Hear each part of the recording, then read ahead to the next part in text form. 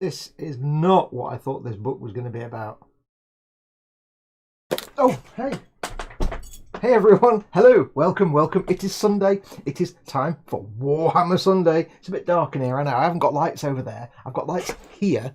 I don't have lights over there, so I'm all in shadow on this side. It's all mysterious and ominous. So just assume there's all kinds of evil and things over there and tentacles and stuff. Welcome.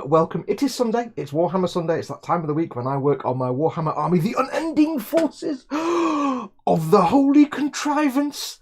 Even though I don't, because I haven't been doing them for months, because I'm doing Warhammer Conquest. Yes. So I'm carrying on with the Warhammer Conquest. If you've not seen one of these before, basically, this is where I sit down and crack on with some Warhammer for 3 hours. And really, that doesn't matter. I just hang out with you guys in chat. That's the important bit. That's what we're here for today. Me hanging out with my mates in chat, having a bit of a laugh, having a bit of a good time, and having a jolly old time. Now, this is one of my shows. It's nothing to do with e-models, so don't worry. If you want to swear in chat, you can do the rude words. I do not mind. You're more than welcome to do the swears. We're all grown-ups now. Quick shout-outs before we go anywhere, though, with this show. As always, as I do with all my shows. Wow, hang on. There weren't actually proper words in that sentence. As I do with all my shows, quick shout out to, first and foremost, my patrons, my Patreon supporters, and of course my YouTube channel members. Both groups of these people, they support me financially, they pay my wages, they keep the lights on. Oh, not the camera, there you go. Ruined it already. Stream cancelled, everything's ruined. Yes, they keep the lights on, they keep the bench populated in models, they keep the bills paid. So massive thank you to all my patrons and my YouTube channel members. If you want to become a patron, you can go to patreon.com/model making guru. It's there. Where is it? It's there. I can't line up on the camera. There somewhere. It's down there. Anyway, yes, patreon.com/model making guru. I had to think then. If you want to become a YouTube channel member instead, though, if you prefer that, just click the join button below any of my videos or on my video homepage. A massive thank you to those two groups, and of course to my corporate supporters, emodels.co.uk and goblingaming.co.uk, both your one-stop shops for tabletop gaming type stuff and model making type stuff. The links for those two shops, stores, are in the description below the video. Go and check them out. Use those links though, because it tells them I sent you, and I get a little bit of income from that. Now we're going to be cracking on with the Primaris Repulsor that we were working on last week. I have made a decision about it, but I'll tell you that in a minute. If you're watching this though, and you can see there's a chat thing here, that's the archive chat. It's usually about 30 seconds behind. If you want to join in the live chat, because this is really just about you guys hanging out with me and having a good time in chat, then please do come and join us. If you're watching embedded in Twitter or Facebook or Patreon or somewhere like that, just click on the YouTube icon that's down in the bottom right hand corner, right underneath the video, down there somewhere. And that will take to the YouTube page where you can watch and join in the live chat. So you don't have to. It's not obligatory, but it'd be really cool if you did, because everyone in chat is lovely and there's a few mods in there that'll keep you safe. So come and join the live chat. We'll have a good time. Right now, I knocked the camera again. Stream is so cancelled now. I'm going home now. Mum, keep knocking the camera. Oh. Well, I'll find out in a minute if it's all over the... But yes, do come and join the chat. We're all stuck in the house at the minute. We can't go anywhere, most of us, so... let's all hang out and see our friends in chat. Now, it's time for me to change the camera, assuming my buttons still work. They could have died by now. I shall turn off this overhead light here, and I'll change the camera, and then I'll press the button. Oh. There we go. Right, yes. Oh, my cushion's fallen over. Hang on, I've not even got my thing on the floor. Hang on. Ugh, I need me noodle rug on the floor to keep my feet nice. Now I've got my socks on, it's too warm. Ah. I've got to tell you today, I got up today and the house was like minus 400 degrees when I got up and went to the loo and to have my morning ablutions. And it was like minus 1,000 degrees and I'm like, I'm putting the heating on because I've got some washing that I need to dry. So I put the heating on and the house was nice and toasty. And then I went outside to put some rubbish in the bin and it was like 100 degrees and I'm like, it's really warm and sunny out here, what the F? So... no idea. That's not how this... it's not supposed to be cold inside and hot outside. That's not how any of this is supposed to work. It makes no sense at all. Anyway, yes, I haven't got the chat open, have I? You spoon, Fox. You spoon. We've got the chat open. I've got some crap on my glasses already. There we go. So we're going to be cracking on with the Primaris Repulsor, which is in the camera has moved, doesn't it? There we go. Probably all horribly out of focus now. Do tell me. Are we looking a bit dark, by the way? Do I need to adjust my... oh, no, we're probably looking not too bad. Yeah, we're cracking on with this. Now, if you remember last week, I loosely put it together. I didn't glue the top of the hull onto the... I've glued the back of the hull and the lower hull on, and I've just glued these two parts of hull together because I need to attach the sidewalls. But I wasn't sure what I was going to do about the interior, and I was going to wait to hear from George as to what he wants to do, if he wants the interior exposed or not. However, I've decided he hasn't actually got a choice. I can't leave I can't make it so he can open it up, because if I don't glue the side to the front here, you'll have this massive, great big gouge that I need to fill. So I have no choice but to glue everything together and lock everything in place so I can fill these big, massive gaps. So sadly, it does mean that the interior will not be visible. So once I've glued this together, of course, I can't get in there to paint it, and I'm not painting it before I finish building it because I need to get everything built first. So it's going to be all closed up with the door closed and everything else. So soz George. But yes, don't blame me, blame GW and their weird shonky nonsense. Let's have a quick look at chat. Are we looking okay, by the way? Do I look and sound okay? Do I look too dark? It always looks fine to me on screen, but when I come back and watch it later, it looks too dark or too bright or too something. Don't forget, I've got the chat here in front of me, by the way, on my iPad. As always, if you want to get my attention, because I do have my visor on and I can't focus on that when I'm looking down here, do put your comments in big fat capital letters if you want to get my attention. If you want to, you can hit the dollar symbol that's at the bottom of the chat window. That does a super chat, and that puts a coloured bar around your comments, and it also makes a little animation up here somewhere. Do that if you want to. It means I don't miss your comment, and also helps support the channel a bit, because that helps me make a little bit of money. So it's a nice way to support the channel as well. Let's have a look and see who we have in chat. We have Nim Cinderim was the first in. Hello everyone. We have Quanoman Mark 3Bs. Chris over at Gross Models, one of your lovely, lovely moderators, will be looking after you. We have Candy Graph for Mongo, TLC Creations, welcome. I've got my popcorn, let's do this. That's TLC. We have Graham M. Afternoon everyone, hope you're all keeping well. Ian Thompson, hi all, how are we doing? Very well, thank you. Now I've set my volume all set up today, and I've got to remember to not talk loudly because it'll get really loud, so I'm going to try and not talk loudly today. Also, Mama Fox is having a snooze, so I don't want to keep her awake. Chronoman has done a stabberty. Everyone imagine rude words. All them big boy Rudy words, including that one that you think so bad no one would say it. You know the one. Well, I said it. Well, I hope you don't bleed to death or anything, Quanoman. Scaly Models in. Hey, Dad. Dad is in. Welcome, Dad. Hello, Dad. Ask the question. Who else have we got in? I think that's everyone so far who's come in. Everybody's just saying hello to everybody. So, yes, so we're going to crack on with this today. Welcome to all of you in chat. I'm going to have a quick swig of the coffees.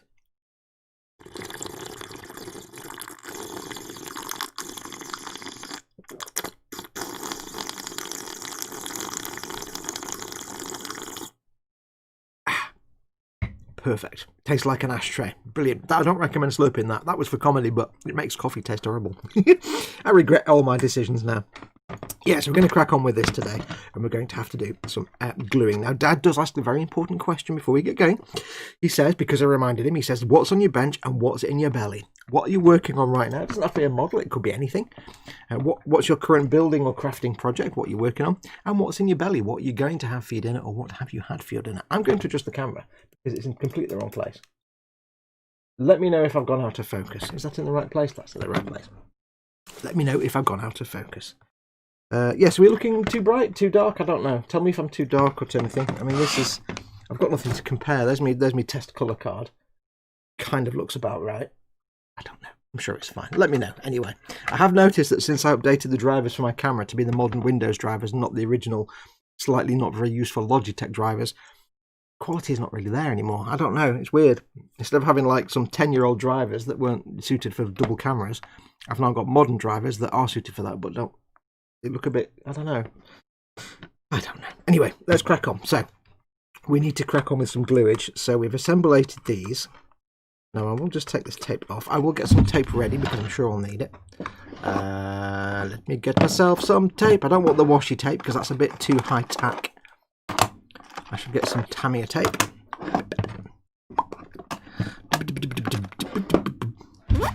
If you need some Tamiya tape, by the way, and you can't, maybe you want to pay full price for Tamiya tape, you have to get it online through Amazon, and it comes from Japan. Get yourself some washi tape, W-A-S-H-I. It's a bit cheaper, and you get a big pack of like 10 of these. It's kind of the same stuff. It's a little bit more toothy though, a bit more grippy. So do be aware. Oh, I forgot Guthorm as well, and I forgot my knife and my other knife, and I didn't want that.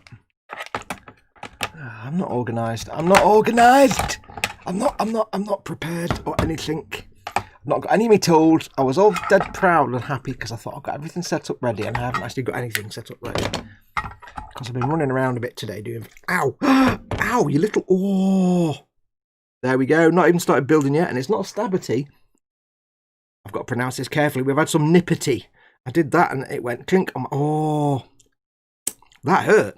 That was a bit vicious, that was. So be wary of Mr. Hobby, Mr. Tools, Mr. Nippers. Yeah, they've got a bit of a nip to them. Didn't break the skin, but ooh, it's a bit stingy. Stingy. That was quite stingy, that was. Spiddy Curator's in. It's early again, this. I don't get this. I don't get a spid coming in early in the last couple of weeks. It's not natural, you know. I need my sanding thing that's now underneath the microphone, so you're going to get loads of noise now. There you go. Let's have a quick look.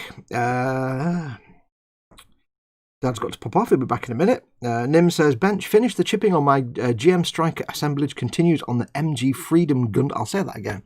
Missing some commas there, Nim. Bench, finish the chipping on my GM Striker, comma. Assemblage continues on the Master Grade Freedom Gundam.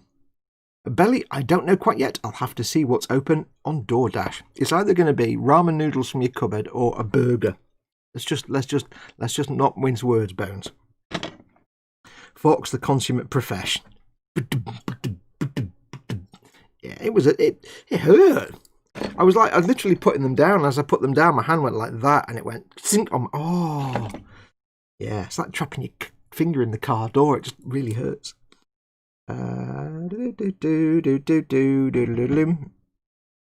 Speedy Curator saying hello to ISBN numbers. Do we have an ISBN number? I'm not a book. I'm pretty sure there's nobody in chat called Isbin. Hi, Ian. There we go. And Mike. Yeah, if you want to get the retention Spid, you have to do @ and their actual screen name. They won't know. It's definitely me, not an imposter, says Spid. We're a bit of nippity now, says Ian Thompson. Yeah, never refuse a bit of nippity when it's offered. I remember those days. A long time ago. Yes. Yes, so we're not going to be doing the interior on this. Because sadly, because of the shoddy... And I don't know if this is the case. I've been speaking to our mate Si, Kevin, Si Reynolds. I'll start that again. I've been speaking to our mate Kevin, Si Reynolds.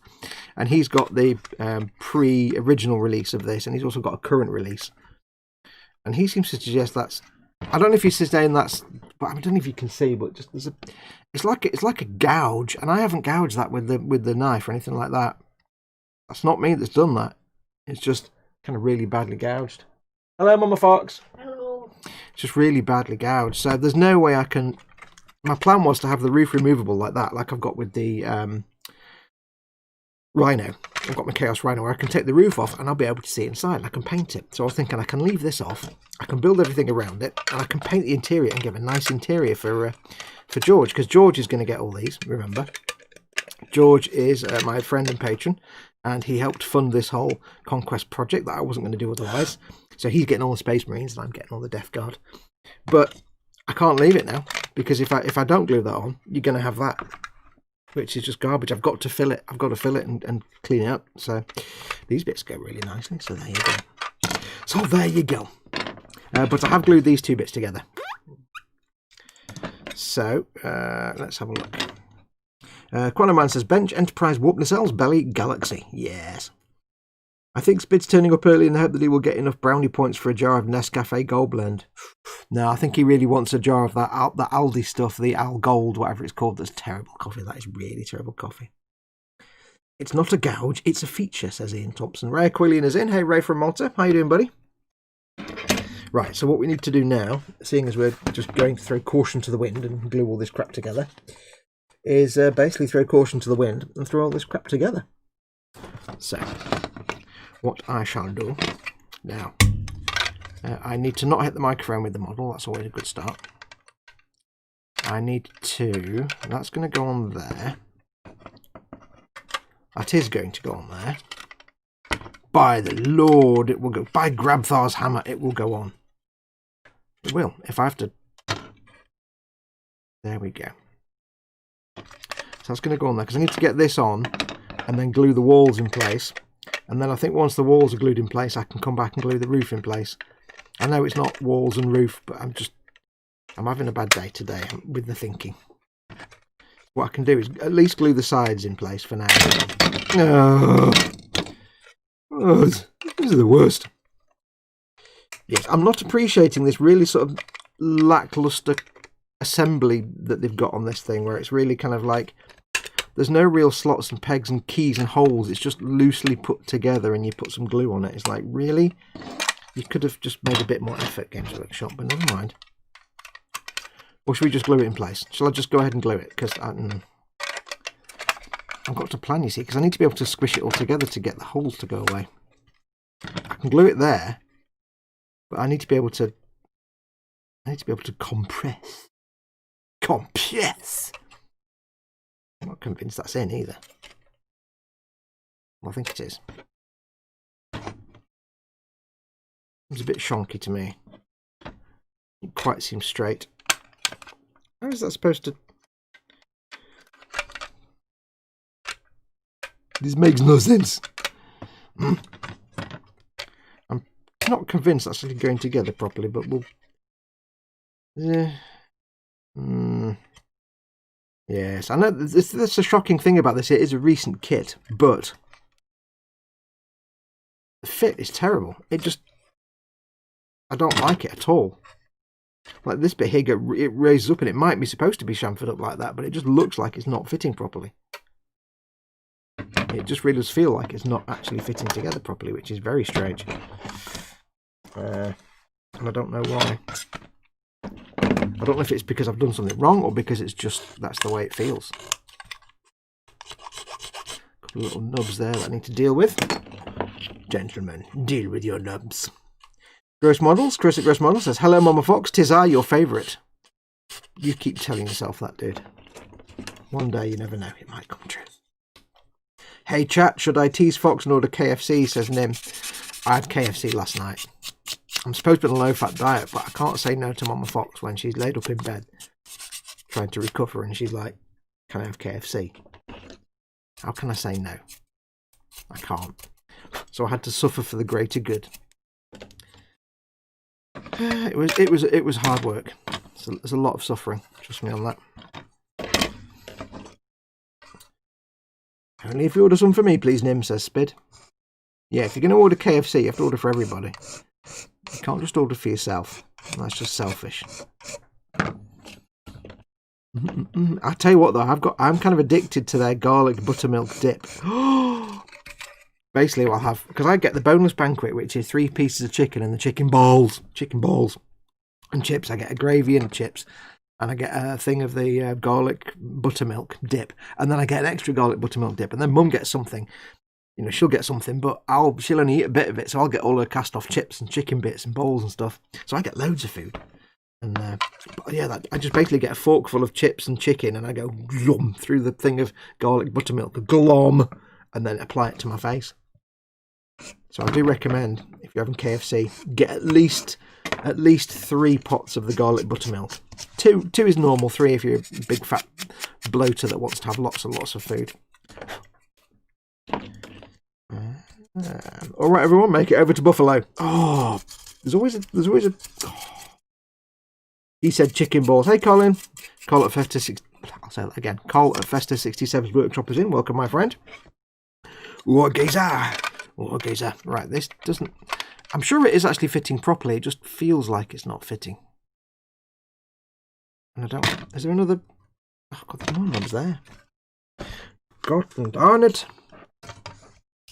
Chicken balls.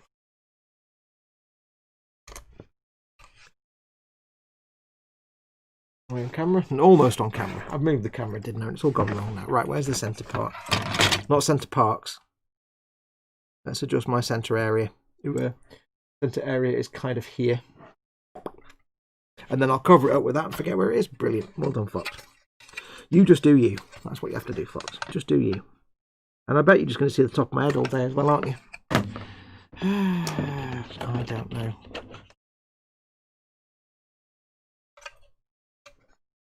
Yes, so, I mean, we're not talking like Space Marine bike levels of annoyance with this kit, but it's just more the way it's designed, the way it goes together, it's not. There's no real. So far, there's been lots of vague keys and sockets, keys and locks. There's not been a lot of like peg and hole scenario. It's been a case of just put these together and there you go. Good luck with that, thanks. It's not been the most inspiring assembly. No, I can't get this to go together. Let me just do this off camera because I can't lean forward lower. Okay, is that in? I don't know. I assume that's in. I think that's in. Pretty sure that's in. It's in. Yeah, that'll do. So we're supposed to glue this on first, apparently. Okay. I shall follow your instructions. You've been with me every step of the way as we handle this containment. Sorry, not the correct words. You've been with me every step of this way as we've handled this crisis. I need to get my 343 Guilty Spark dialogue correct. Otherwise I'll have the Halo nerds chasing me.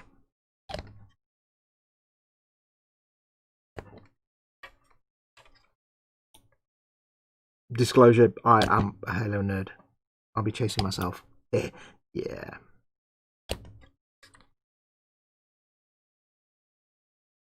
I used to be able to quote all the dialogue in all the cutscenes in Halo. That's how big of a nerd I am. You on camera? No, not even slightly remotely on camera. I'm going to have to move the camera. It's looking a bit dark to me, actually. I've got to be honest with you, folks. Is it looking a bit dark? This is a pain to get to without putting glue on there first. I'm going to have to sacrifice a brush, I think. Let me find a brush I can sacrifice. Hang on. I can't see because I've not got the right glasses on, which doesn't help. I need a sacrificial lamb brush. There, that'll do. No, that won't. That'll do. I need a brush so I can get into this crevice. It's a long way away. There we go. That's much better. Flute. I can get squished down, and we'll squish its butt in place as well. And now take the brush out of the glue because that was a bit careless leaving it in there. I shall put the glue somewhere that isn't on my workbench. And I need to apply glue to these. Yeah, it just doesn't seem to fit together. There's little surfaces here that are kind of at funny angles to each other, and it's like, that doesn't look like it fits, dude.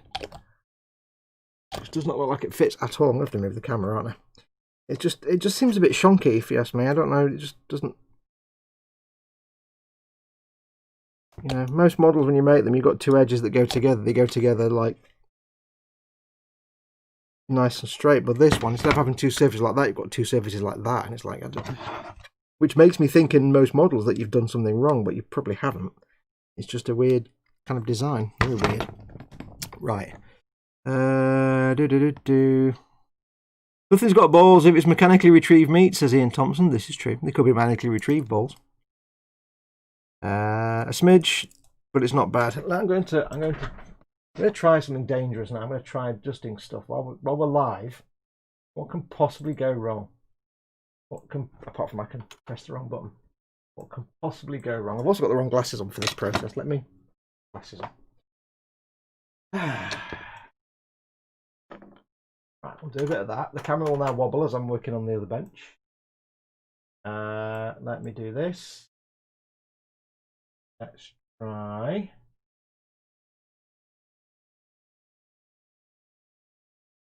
Again. Is that better?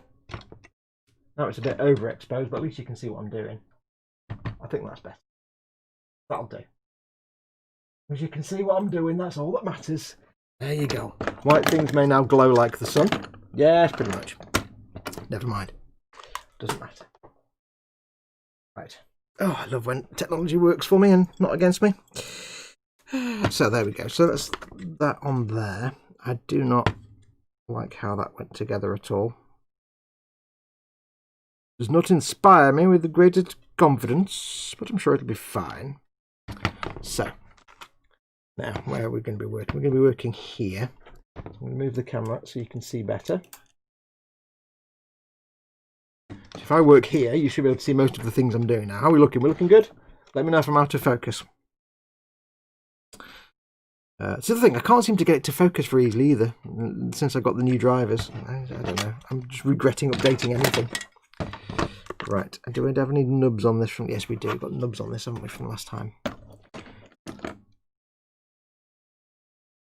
Because we hastily took these off the sprues just to get them in place. So we shall hastily get the nubs off them. They can go in place.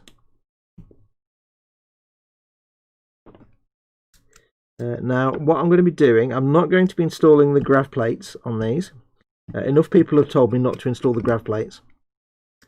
Or at least not the front ones. And from what I've read, you can actually just pop them on like a snap fit almost anyway. So I may just do that. Sorry, Gutham. I'm just stabbing Gutham there. Yeah, that's looking pretty good. Big nub on this tube at the back. Let's just remove this tube. Much better, says Darren. Excellent. Excellent. I'm always conscious of it being either too dark or too overexposed. There's a lot of people that stream and they just blop a camera on and don't really care. They don't really give it any thought. But, you know, those people are idiots. Because, not anybody that's here, by the way. Because my opinion on YouTube content is if somebody can't be bothered to make the effort to make it look at least half decent, then I can't be bothered to watch their content. I'm not saying everybody needs to be like, you know, televisional quality, broadcast quality camera, but no, but I mean, you know, if you're not even going to fiddle with your brightness and contrast a bit and make everything look at least partially normal, then you're not really committing to any effort to your broadcast. And that's the thing that frustrates me sometimes. Because I'm not doing this over the sanding mat, am I? I just stop the stream and like start the streaming. Shall I go out and come in again? Like, but with the stream. Right, let's put that on there. Put that there. Yes, it frustrates me as a YouTuber to see when people do that. Because I don't make the best videos in the world ever, but I put a lot of effort into it, and I try and make things as good as I possibly can. You know, I do the work, and then you just see people that the live stream, they just bop a camera on and they think that's all they need to do, and it's just like, ugh. And they expect people to sacrifice their time and interest with no little investment, or with very little investment. I find that annoying and disrespectful, I think, is what I'm trying to say. You know, if I'm asking you to take time out of your busy day to come and watch me do nonsense, and I've got to show... Oops! Burp, tasted like a quaver. I haven't had quavers, so that's weird. A bit of burpage there. Yeah, I'm asking you to take time out of your day to spend time with me on here. Then, you know, I want to make sure you've got a comfy chair and a little plate of biscuits and something nice on the telly to watch. So that's really what I'm doing when I try and get the best quality, you know, going on. I may not succeed. I think I'm doing all right, but you know, that's my way of giving you a nice comfy chair and some fluffy pillows and a plate of biscuits when you come to visit. That's how I do that, and it frustrates me. EC Idaho is in. iOS 14 sucks for iPads. Sad I updated. G'day Fox one and all. Yes, g'day bro. It's a greeting in North Germany, says Tiberian Sun. Hi Tiberian Sun. I'm assuming you said 1-1. Oh, you did, yes. Hi, Tiberian Sun says 1-1. I don't know how it's pronounced with a German accent. I'm kind of pronouncing it moi, like French, so probably not like that. But I did miss you, so sorry about that.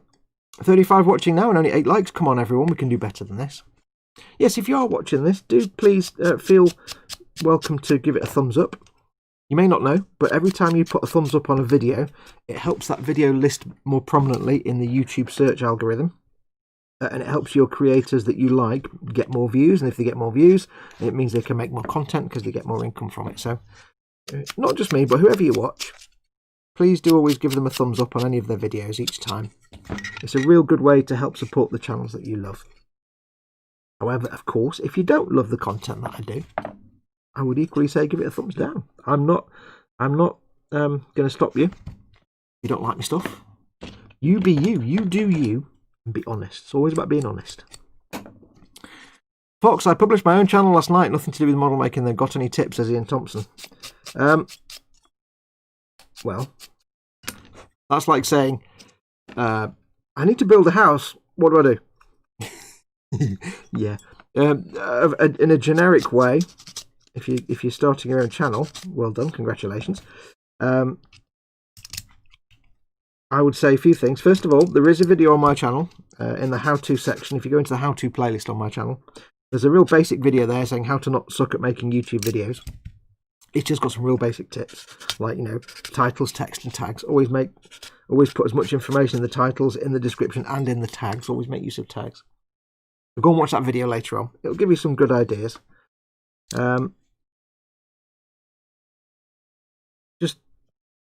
Just make every effort you can to make the best quality content you can, and make lots of content. Make it regular. It depends what I don't know what your channel's about, but if you're able to, try and just get, and this is me saying this, which is kind of ironic, try and get regular content. The channels that do best are ones that post, you know, regular content for people to see. Maybe it's like once a week, once a month, but it's regular. It doesn't have to be, you know. You're not saying you have to post every single day or every single week or month, but, you know, doing one video and then nothing for 6 months, and then 3 videos and then nothing for 5 months, you're going to struggle to. You want the subscriptions because people subscribe because they want to come back and see more content. If you've got lots and lots of content on your channel, they're more likely to subscribe because they're like, I like all of this content, I don't want to miss out, I shall subscribe. Because then they'll know when you're posting a video up, you see, and that's the whole idea. So just make as much content as you can, basically. Whatever your channel's about, just try and maximise it. Make as much content as you can. Try and make it as good as you can. Don't be tempted to just quickly blap a camera on, do something, and stick it on YouTube. Because trust me, if your content is sucky quality, you're not going to get people watching it.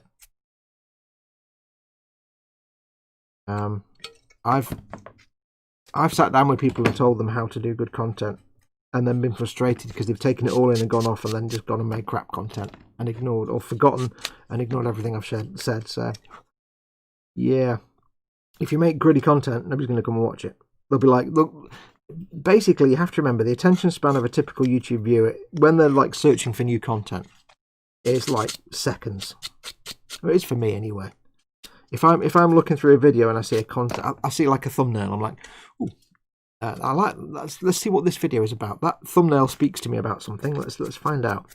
I'll click on the thumbnail, and within 10 seconds, if the content is crappy quality that's going to annoy me, I'll instantly go away and I'll tell YouTube, don't recommend this channel, because you have to remember that when you go into like when you do a search or when you do your, you know, what's on the home button, viewers have an option to have your channel not recommended in searches. So keep that in mind.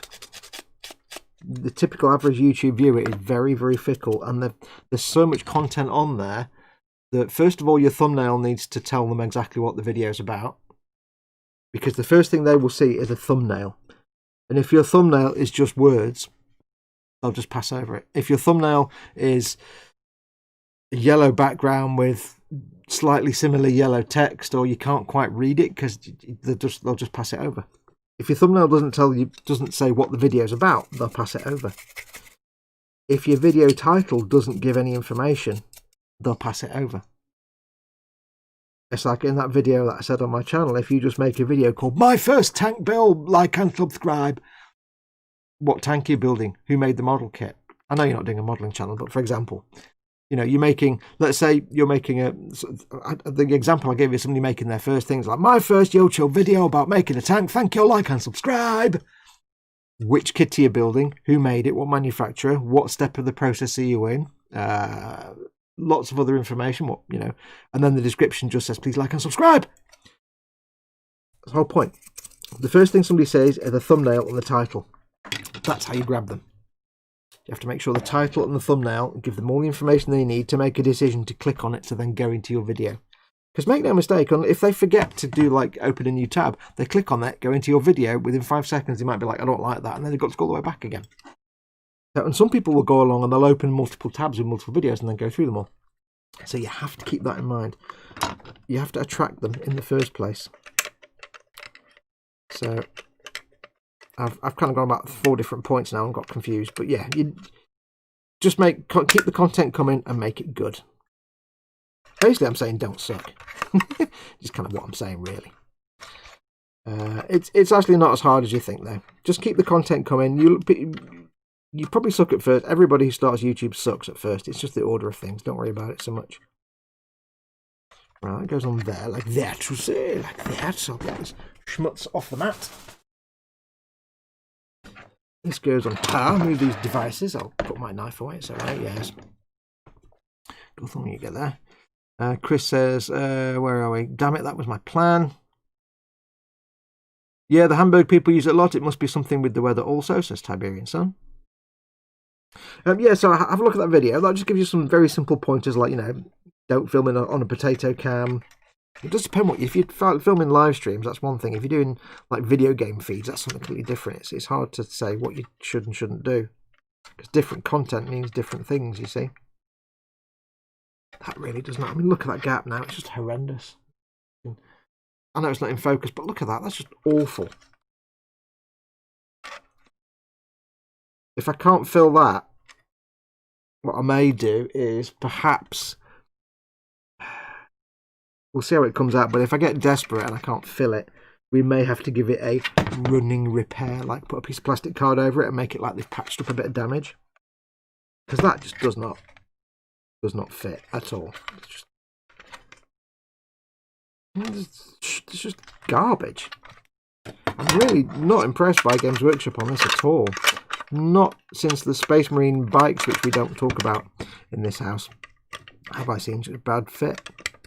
And this is a kit that's new. It's a new release. Well, not new release, but it's only, you know, a year or two old.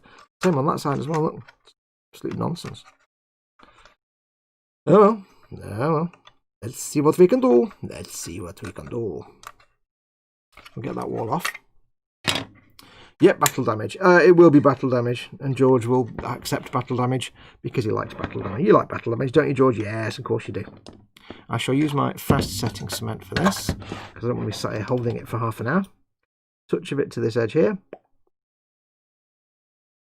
I'm going to be careful with this stuff because this stuff can eat away at your plastic quite quickly and make a mess. I'm going to do it in steps. I'm going to do here first. Squeeze this together. Now, luckily, the gaps at this end are ever so slight, so it's not a biggie. With these ones, the glue will just fill it by itself. I'll just put the lid on that properly because it might kill me. But one thing I have learned with that fast-setting Tamiya cement is if you do this and then put tape over it, when you take the tape off, it will make a mess where the glue was because it will kind of squidge it. So, super careful with such matters. Hold that for a minute. Yeah, so all I would say is basically try and make the content as good as you can and just keep updating content. Content. A YouTube channel is nothing without content, so I expect that the content will suck, but I'll learn on the job. It's something to do and learn about. Thanks, I'll check out your vids. Yeah, just go to the playlist. That's another thing, by the way. First and foremost, make sure to use your YouTube channel front page properly. So set up you can have little rows of videos, set up different rows for like 3 or 4 different playlists that you think might attract people so they can see what you do. And for the love of dog, use playlists. Put your videos into playlists. You have to do that. Because if you don't, I will just come find you and slap you with a fish. You can set videos into playlists. So for example, all the videos in my Millennium Falcon build, they're all in my Millennium Falcon playlist. which means when somebody finds your video by chance, they might be doing a YouTube search and they'll come across episode 5 and they'll go, oh, I'll have a watch of that and it looks quite good. I want to watch the rest of the videos. Now, it's in a playlist, but because they've just found the video and clicked on the thumbnail, they go to the video, they don't see the other episodes. It might recommend the next episode, it might not. But if they've got half a brain, they'll go to your channel and then they'll go to playlists, and in there they will expect to find a Millennium Falcon playlist where they can see all the episodes from that particular series. I make sure that everything I do is in a playlist. Because if I find a video, I've done it before, I go onto someone's channel and I watch a video, like, oh, this video was really good. It's part 12 of a build. Right, let me watch the other 11 parts. Oh wait, hang on. Where are they? So you go to their list of videos and they might have 12 episodes that were filmed 2 months apart each. And you've got like 600 videos on their channel page. And I'm like, I am not sifting through 600 videos to find each of these episodes. I will never come back to this channel again. Even if the content's good, I'll just that's it, I'll walk away. So always use playlists. I will never respect a YouTuber who expects me to do their job for them. So, yeah, always use. Right, so this is quite nice glue. This, if you've never tried this, it's the Tamiya Extra Thin quick setting. It's like it's faster than the other stuff. It's proper nail polish remover MEK type stuff. A bit more aggressive and it stinks horribly, so don't keep the lid off it. But it's much faster setting, especially when you've got this kind of scenario where you've got to hold two things together. It makes life a lot easier. These joints here are doing not too badly. There's another little bit there. I've got two options. If there are big gaps, I can either... We'll see how it goes. A lot of these joints will actually fill up with the glue, or I can fill them with some sprue goo. But I do have a choice. I can either fill them with sprue goo, or I was going to say putty, but I don't use putty. Putty's a pain and I hate it. I can either fill them with putty, sprue goo, or if the majority of the gaps actually seal quite nicely with just the glue I'm using, by squishing them together, because I don't know if you can see there, the glue kind of beads out the gap and seals it, but this is fast setting, so it's quite cool. I can either do that, or what I might do, if it's only a couple of little bits like this and that, I could just apply some battle damage. Like here, there's a bit of a gap there on that piece. Filling that with recessed detail is possible, but a pain in the butt. What I might do is just get the Dremel and go, there you go, bit of an impact. It's a bullet impact. And put some damage on it. So we'll see. We'll see how it goes. Now these are going to require some proper clampage, aren't they? Can I clamp these with pegs? Just about, but not efficiently, not super efficiently. We'll leave this front bit for now. I shall glue these back pieces together. Ooh, Mr. Backpiece. It's like a Carry On film character. Cooey, Mr. Backpiece. Yeah, I'm going to put some fast setting doing that. I wouldn't normally use this fast setting. It's just because I haven't got any clamps big enough, and it's like I need 13 pairs of hands to hold it all in place. So it's much better if I just use the quick setting stuff and put the lid back on. So I can work my way around slowly. Slowly. That one is going to be a bit more of a pain. A bit. Now the thing is about Lehman Russ tanks or anything like that, any other kind of Space Marine vehicles, if you know your 40k lore, you know that all these vehicles are hundreds or sometimes thousands of years old. So if this was like a Lehman Russ or a Rhino or something like that, then I could do lots of battle damage and weathering and stuff to hide any imperfections like the joints. And it would make perfect sense because, like I say, the vehicles can be hundreds of years old. Assuming, you know, most vehicles will be destroyed very quickly on the battlefield, but if they don't get destroyed instantly in combat, they can be hundreds and hundreds of years old. So that is a kind of get out clause on those kind of vehicles because they are going to be battered and beaten. You know, the Mechanicus aren't going to sit there and restore things to factory condition. They're just going to fix it and get it working. So, because they don't really know what they're doing anyway. So that's that. But this is, in the lore, this is a new thing. These are only a few years old. They're not ancient vehicles at all. They're like modern. They're only a couple of years old. Only been in the field for a couple of years. So you've really got the thing now. I haven't got that freedom to fettle and make it look super weathered, because they're not supposed to be that old. So I might get away with a couple of little dings and pits here with a bit of a Dremel, you know, just to make a little, like this one here. If that stays pretty bad, it won't be that bad, but if that stays pretty bad, I'll literally get a Dremel and go and make a big ding, and then I'll paint it to look like it's been hit by some kind of mortar or something, and it'll look fine. Let's have a quick look at chat while that's doing. I thought it was quite charming. I also like the beer and the Franz Brochen. The beer and the Franz Brochen are really great, but we love the English humour like Monty Python or the Little Britain series. Yeah, Little Britain, not so much nowadays. Battle Damage says Kildar. Welcome, Kildar. It's the T-34 of the Warhammer world. Yeah. Heat gun option as well, says Kildar. Yeah, I prefer Dremel Damage, because it's a lot easier and I haven't got a heat gun. That's kind of the end all, that one. How about a heat gun? I'll do that. I haven't got a heat gun. Heat gun's a bit of a risky one, because heat gun is nice. I know what you mean, like especially on like real world tank vehicles where you get the bent fender over the tracks. You get like a dented or bent fender. It can be really effective, but you've also got the risk that you accidentally just melt the whole model into a million pieces, which never ends well. You know, you make the whole model warped, and that's like, oh, sadness. How is that going to go together? Can I can clamp that. Okay, that's cool. Right, let's do this corner then and see how grumpy I need to get. I'm not looking forward to this at all. Let us apply the glue of hopeful happiness. Pray to the Omniscient that I've just dribbled glue over it. Fantastic. Let me just clean that off a little bit. Okay. I put far too much glue on that and it dribbled. So now I need to get that on there. Clampage. Clamptaculon. Horrible, horrible joint. It's a horrible, horrible joint. I do not like that gap at all. Truly awful. Games Workshop, not impressed. Although I know these aren't actually made by Games Workshop for the Conquest thing. So it could technically be anybody, I guess. That's not going to work. Might not necessarily be Games. That's not going to work either. I have to hold it with my hand. Sigh. Yeah, it might not be manufactured by Games Workshop for Conquest, so. B3 says, probably best if you never look at my builds then, especially my Hoverbane blades. I won't look at that one you've sent me then. I won't look at it with my eyes. I'll look at it with something else.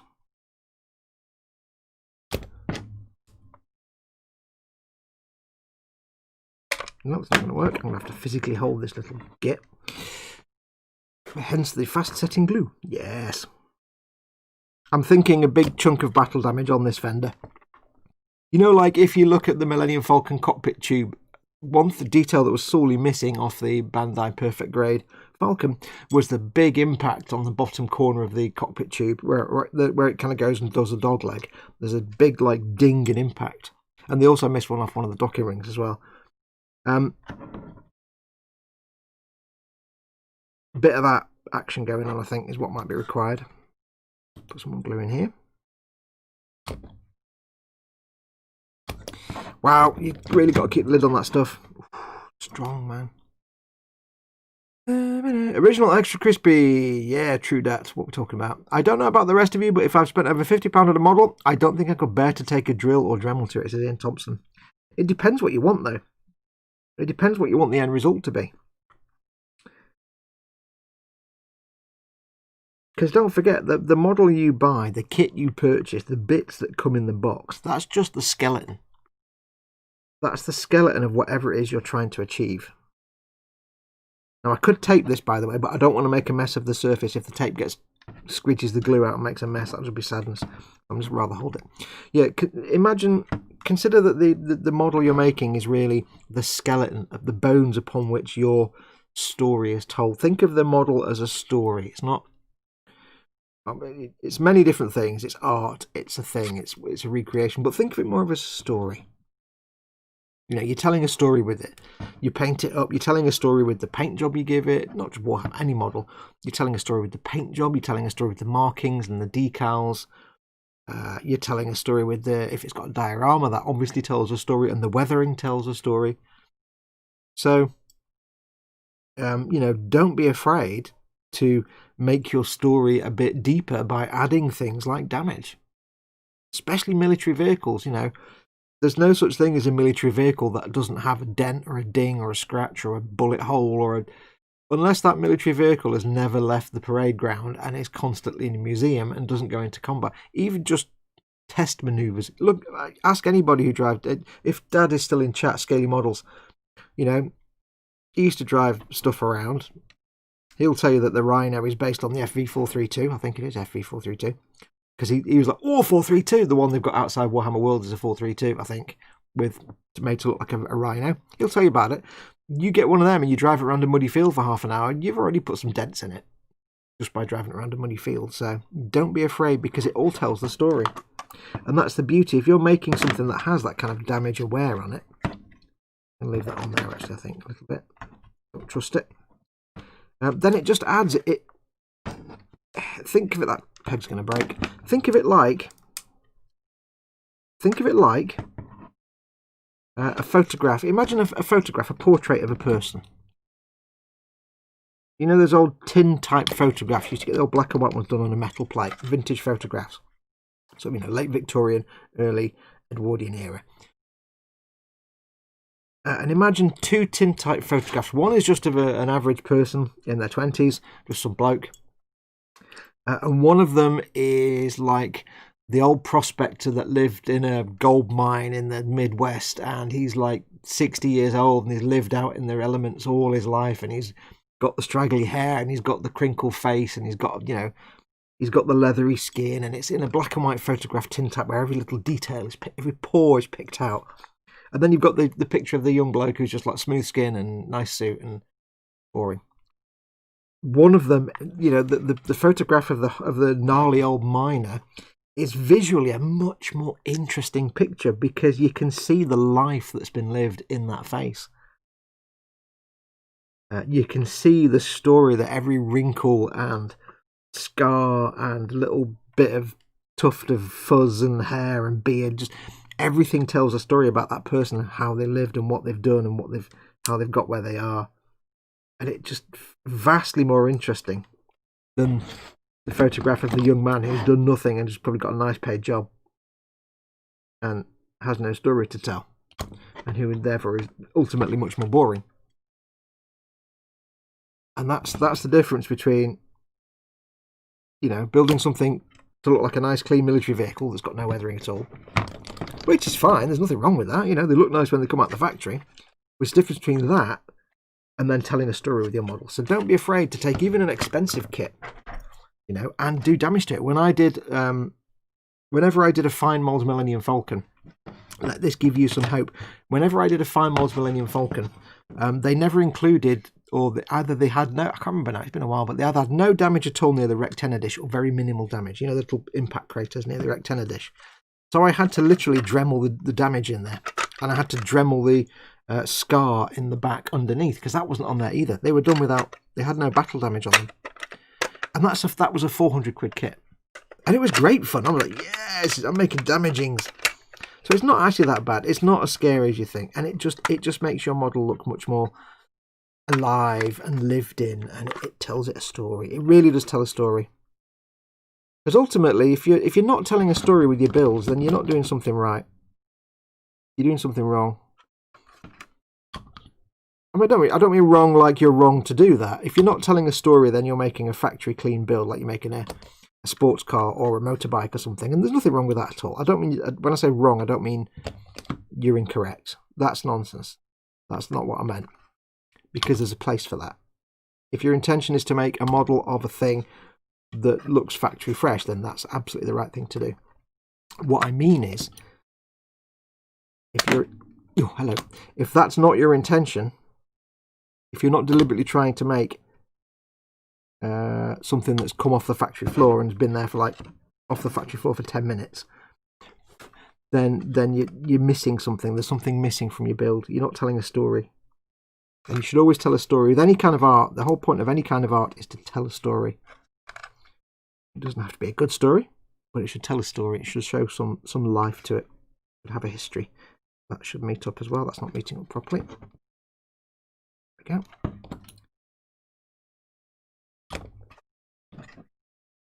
And it doesn't have to be something complicated like you're building a tank with loads of figures all around it, and it's a diorama, and the tracks are broken, and there's 3 guys having a cup of tea sitting on the hull, and there's a guy in the cupola pointing at a map, and that's proper in-depth storytelling. It doesn't have to be that, but just a model of an aircraft, and you put a bullet hole in the tailplane, or a truck, and perhaps you drill, it's got plastic tires on the model kit, so perhaps you drill one of them to look like a flat tire.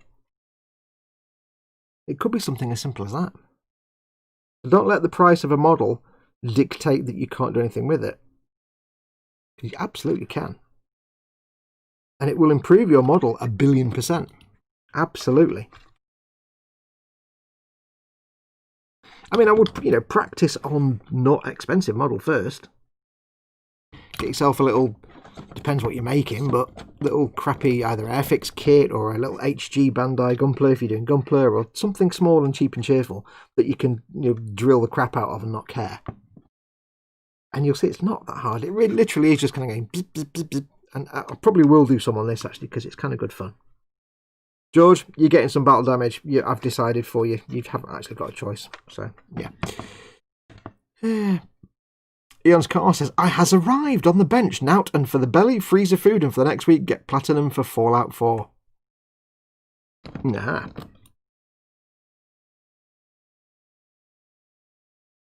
Enjoy your Fallout 4, dude. You might not get another Fallout game on the PlayStation. Might do. You probably will. Imagine that, though. Imagine if Bethesda, just like now, they're just Xbox exclusive. Man, there'd be so many unhappy PlayStation owners. Yeah, so ideally, I mean, there's no reason, I don't want to sound like I'm saying you should and shouldn't do something. I'm not saying you should absolutely tell a story every single time.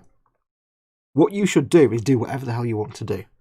But it can only enhance your work if your work tells some kind of story whilst looking like a nice, pretty thing to look at. Especially if you're doing dioramas, there's no way to not tell a story. There's no way to have a diorama that doesn't tell a story, unless it's just a simple flat runway. But even then it's saying this plane is on a runway, or this tank is in the desert, or something. It could be simple, it can be complicated.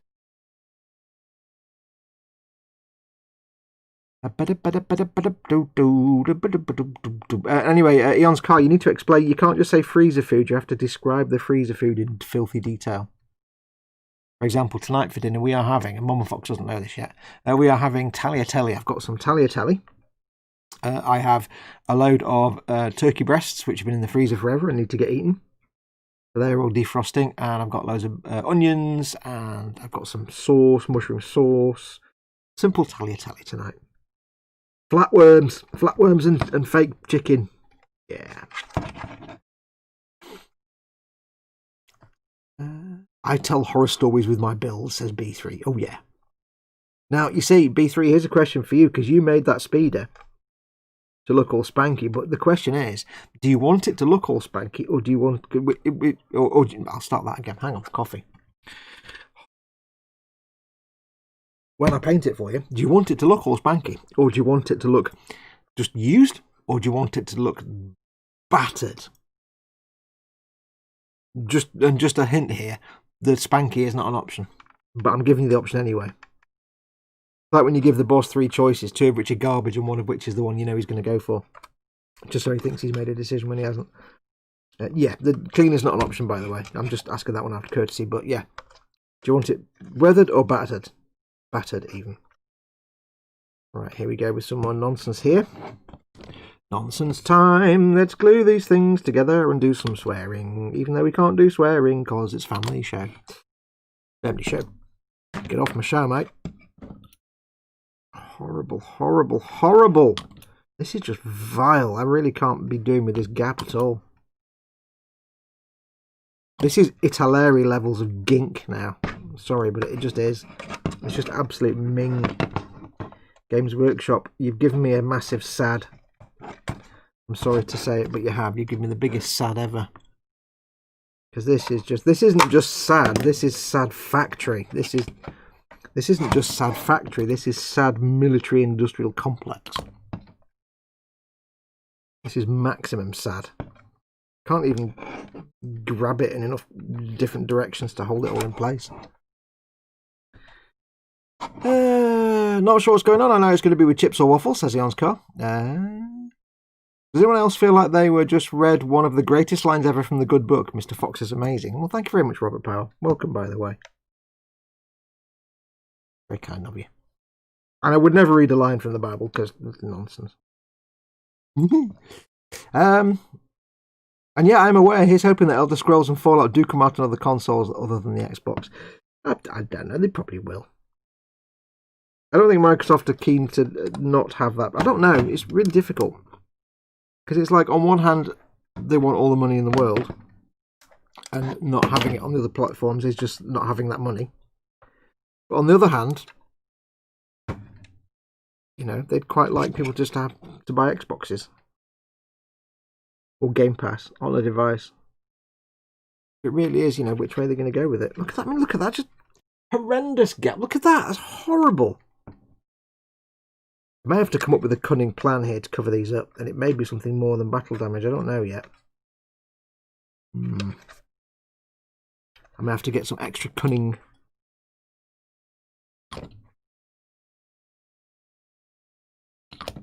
I may have to sprinkle some cunning powder on my cunningness. You could hang some equipment over the gap, says Darren. Yeah, that's what I'm thinking of. There is an old model maker standby. When you're doing any kind of armoured vehicle or stuff like this, if there's something so bad that you can't hide it, that's where you usually tend to find, in the real world, you will always find a tarpaulin. If at first you can't fix it, throw a tarp over it. Yeah. If I'm absolutely desperate, I'll put a tarp over it. Yeah. Awesome. I'll make some... I was going to say I could make some like bed rolls and stuff and things to get like camouflage netting rolled up into it, but then that probably look a bit rubbish. I don't even know what colour scheme George wants for his Space Marines yet, so it might be he goes for a foresty kind of colour scheme, in which case camouflage netting will be more than apt. Spade says that's dinner. The correct order is breakfast, dinner, tea, supper. None of this breakfast, lunch, dinner, supper nonsense. To me, it's breakfast, lunch, dinner. Or tea. Dinner and tea are the same. And nobody does supper. Supper is just binge eating. With a Ponzi name. I've been watching for years now, and you do has always been Fox's mantra. Oh, you do you. Sorry, I read it wrong. You do you has always been Fox's mantra and has helped me love the hobby more than each year. Cool. Toe cable, says Darren. Oh, yeah. Corpses work. Oh, wait, not chaos, says Kildare. Yeah. Yeah. Right. It's just an abortion, this. It's horrible.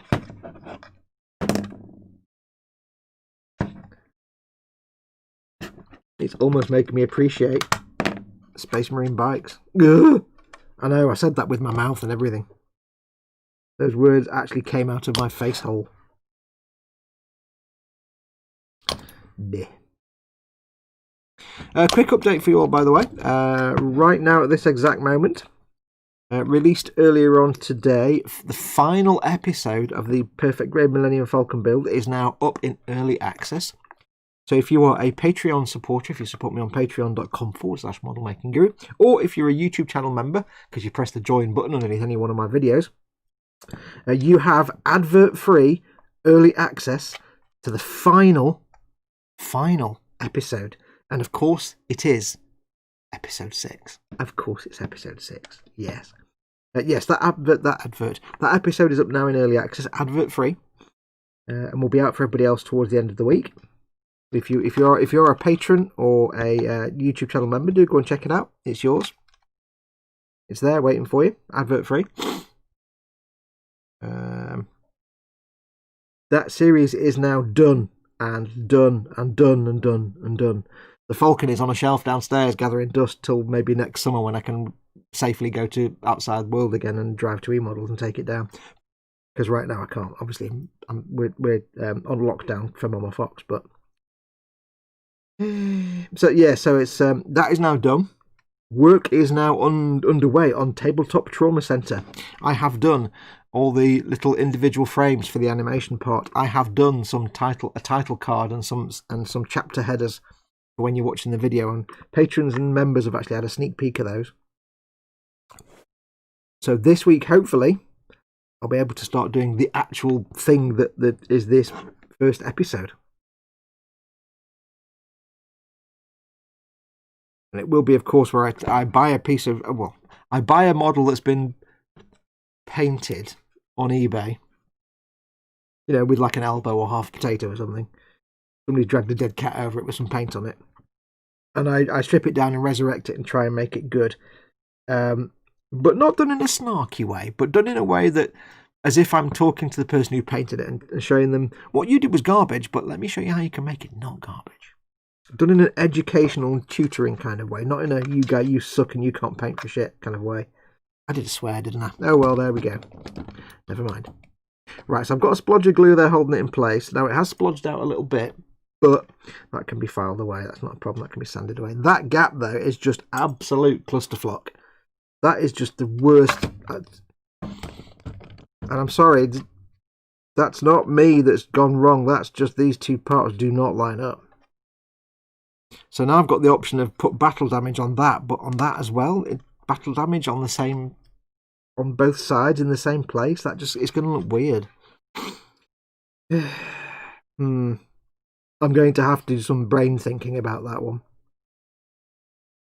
I probably could fill it just, but that one, I mean, that's just horrible. It's like, where's the camera? I'm not even on camera, am I? Right, where am I? Am I holding it there? Let's going to move the camera here a bit then. Put it in shot. That is just absolutely god awful. Language filter go on. It's an absolute shit show, and that's not me not doing it properly. That is lined up. Everything's lined up as best it lines up. That's just garbage. Read up, the gap has a purpose, Foxy. It doesn't show a gap on the destructions.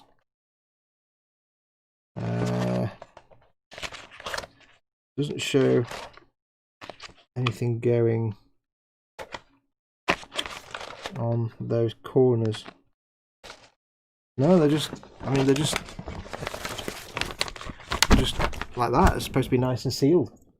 So the only thing I can assume is that this is some shonky print, but that these sprues, because obviously these sprues aren't made by Games Workshop for the Warhammer Conquest. They're third-party contracted out probably, because the plastic's different. So these aren't made in Nottingham. So the only thing I can think is it's something to do with the process where they made these. Because Cy Reynolds said he's got the newer one, and it seems to have something similar to the older one. I think I can't remember. He had a similar problem anyway. I cover the gaps with extra armour from the bits box. Some panels from a storm talon fit nicely. Yes, I think that's what I might do. Kildar says, Jesus, Belisarius Call learned to weld. Yeah, I will find some. I might do some battle damage there, and I might find. I'll either cobble together some pretend like fictional repairs, like they've welded some plate over it, some and this is adamantium then, as some ceramite plate, because then I can get a cool like weathering effect where we put plate over it, or I will put a greeble over it. We'll find something. I'll find something to go over there. We'll figure it out. You and I will figure it out together. We'll figure it out together. Maybe it's somewhere to hang your umbrellas on, says Tom Ian. Yes. Muse says, just tuned in. The gaps are because they tell you to put the front hover bits on first, but you need to do them after. Yeah, I'm leaving them off specifically. But I don't. But the gap's actually. Oh, sorry, locking the microphone. The gap's actually here, and there's nothing. That doesn't. I don't mean these gaps here. I mean that's fine, but it's just literally that corner, because the hover plate goes there and on there. But yeah, I'm not putting the plates on the grav plates on now. I'm leaving them off. But yeah, that's not kick ass. We'll find something to do that. Robert Powell says, by the way, Time Team, per your recommendation, is great. I wish it was on television here in the colonies. It's on if you've got Amazon Prime, you Americans, you get every single episode of Time Team free on Amazon Prime. We don't get it on Amazon Prime over here. But if you've got Amazon Prime, there's two lots. There's Time Team, which is the last 10 seasons, and there's Time Team Classic, which I think is the first 10 seasons. There's like 18 seasons or something. But yeah. Means read up the chat. Oh. Read up the gap has a purpose. Read up. I don't know where. You'd have to tell me. Just if there was a comment I missed, you just have to paste it again because I can't scroll up through chat to try and find a comment. But yes, if there's something I'm missing, do tell me. But yeah, that's just a garbage. That's not deliberate. That's just poor fit. That's just shonky fit. That's just absolute nonsense. That is. I copied it. You read it, Fox. Oh, okay, cool. Thank you very much. Yeah, that is just. That's it's hilarious. That's not impressed. But we'll figure something out. Oh. Now I am also thinking about this. With this, we get the base, and we get this little stubby little bit of garbage to make it look like it's floaty. We get this little poncy round base, and we get these little things here, which goes together like something like that, and that's supposed to sit and latch onto the underside, thusly, so that sits on there, and then it looks like it's hovering ever so slightly above the base. I am debating whether to just get rid of that, drill a hole, I can't, while I've still got access down here, and mount it on some clear acrylic rod, but I would have to put a load of extra plastic card in here to drill through. But I haven't got any really thick plastic acrylic rod. I've only got, well, I don't know how thick acrylic rod I've actually got. I don't want to put it in a little rod and it's going like this, wibbling wobbling. And I don't have a big fat drill. I could drill a small hole through that and then widen it with a knife, but I haven't got any. What I would intend on doing is putting a plastic card here, gluing it, make a block of plastic card. This is what you do. You make a big brick of plastic card, a bit like a licorice all sort. You glue it there, and then you drill through that, and what you end up with is a hole as long as the stack of plastic card, through which the rod can sit and then not wobble because it's lodged in place. And then you can take it off the base, you see. Because that's just nonsense. That's just bit garbage, really. I don't want to put it together because I'll never get it apart again. But yeah, I don't know. We might leave it like that. But I need to do that before I glue this on, if I'm going to do that. So what I might do, I might give myself the option to do that now. Actually, I might give myself some plastic card. It says use the Dremel, says Paul Tommaso. I haven't got a big fat drill bit. I have the Dremel, which can do little things. And I've got a pin vise that can do up to a certain size. I don't know if I've got a big fat acrylic rod big enough though. Let's have a look. Blow the dust off this. How big is my biggest rod? Actually, no, it's falling back in. Hang on. I don't know if you can see all the dust floating around. I've got this out of the shelf and it's like dust. Actually, my rod is quite substantial. Quite a substantial rod. That would be alright, actually. I drilled a hole in there. But, again, I can drill a hole through that and widen it, but I don't know if I can drill a hole through a chunk of plastic card. Oh. But if I just drill a hole through that and I don't put something over it, then it'll go thump and push the top up, which would be a bit rubbish. So you need to be able to cap it some way.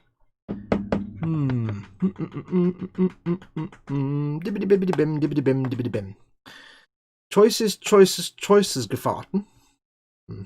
And I want to be able to remove it because then when I send this to George, I want to be able to pop it off the base because it might not fit in a shipping thing, in a skirmish box.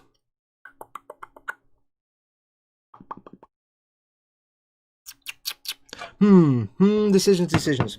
I don't currently have a drill big enough. I can drill a hole in this, mount the rod through there, through the base, like that, you see? And then, you know, glue it in place. That will be fine. You could do it at an angle to imply a crash to incorporate the damage, says Robert. Yeah, but you might want to play this in a game, and if it looks crashed, it might not be very awesome. I haven't got any way to drill a big fat hole. That's the only downside. Darn it. I think we may just have to go with that, won't we? I don't have an enormous drill. Yeah. Oh well, it was a good idea anyway. It'll still look mint. It'll still look cool.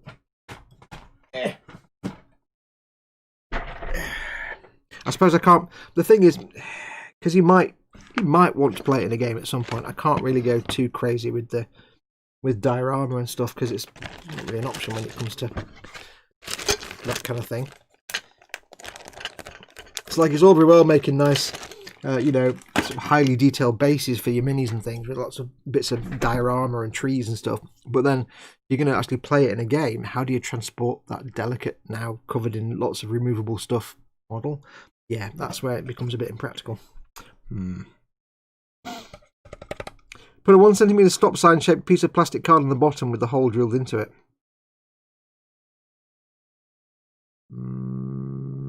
Well, what I was going to do was, like I say, put a block about that thick of plastic card, like square, that thick and about that wide. Just blonk it there.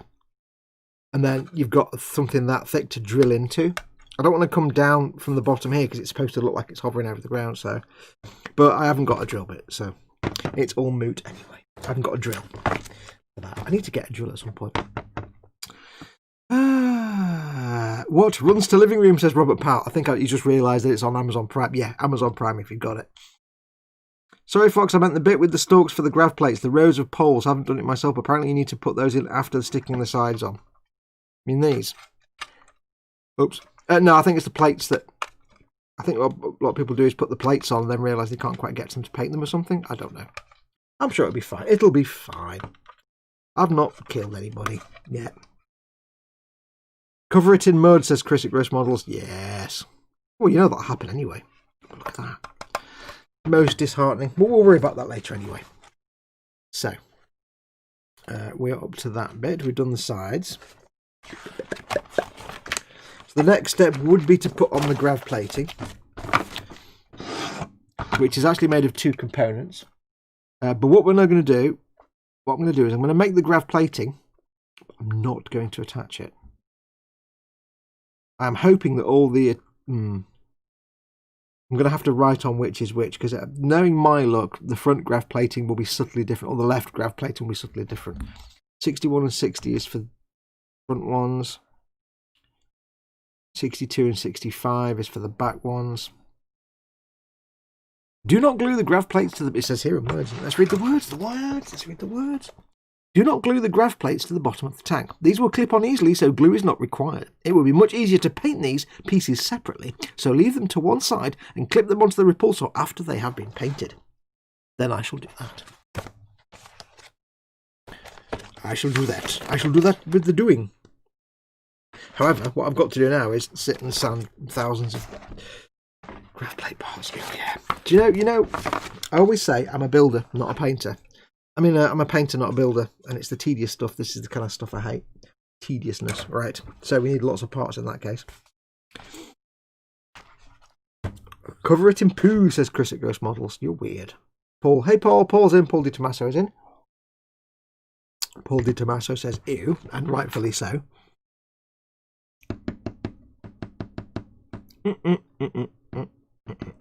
Right, anyway, let's stop getting depressed about the crappy finish, crappy fit. Let's make some shizzle. So, I have to make some grav plating. So we need 62 and 65, so 2 of those. I'm going to guess it's the same on the other side. No, it's different. I'm going to have to write things on these, aren't I? I just happen to have a chance cute. It doesn't really matter. I suppose I can just, If I'm not gluing them up, they're all different shapes inside. Yeah, I'll figure it out. Don't need a pen. I'll figure it out. It's all just nonsense. Stroops. Who mentioned Stroops? Says Nim. Cover it in Stroop Waffle, says Robert Powell. Oh, yes. Right, so I want 62 and 65 times 2. Let's do that bit first. So here's a sprue with all the same bits on. Oh, I don't believe it. 62 and 65 next to each other. I can't. My brain can't process that on a Games Workshop kit. I'm like, what? I can't even. It almost never happens. That's almost illegal on a Games Workshop kit. Surely. So yes, this week hopefully Tabletop Trauma Centre should begin filming. Yes, most excellent. Now, it might only be one episode for this particular. It's something I'm going to make into a series, but it'll be an occasional series because I'm not going to be buying stuff off eBay all the time. But it'll be an occasional series. But it might only be like one episode each. I don't know yet. And I will stop knocking the microphone with big fat sprues eventually. How is that? Oh, I see.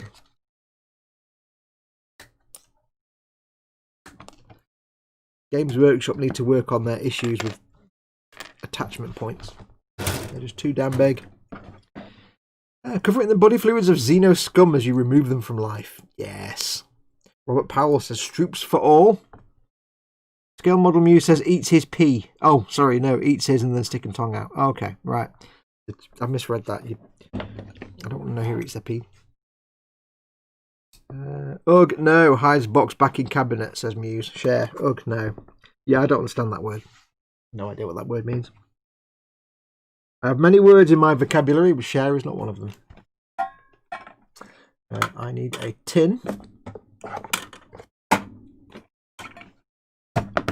My favourite tin, my Coca-Cola. No longer sadly smells of dark chocolate, but hey, never mind. 62 and 65 next to each other on the sprue. Someone called quality control or some quality accidentally left the factory. Somebody actually did some planning and they didn't last long. They won't be there anymore.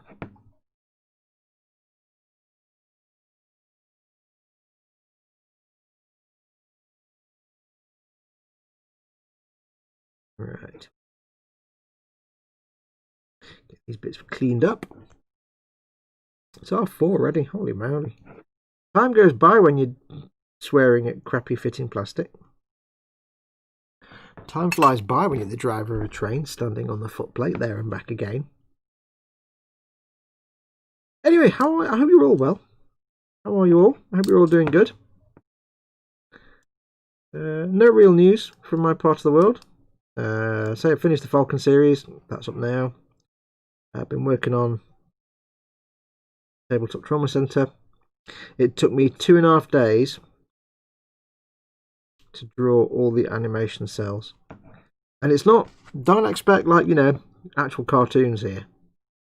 It's just like, my Fox Explains series, that kind of thing. Very simple animations. It's just marginally better than looking at my face or my hands on the table. But I went crazy and did a lot more animation cells than I needed. So, yeah, there's quite a few. And I kept messing them up. There's a lot of swearing.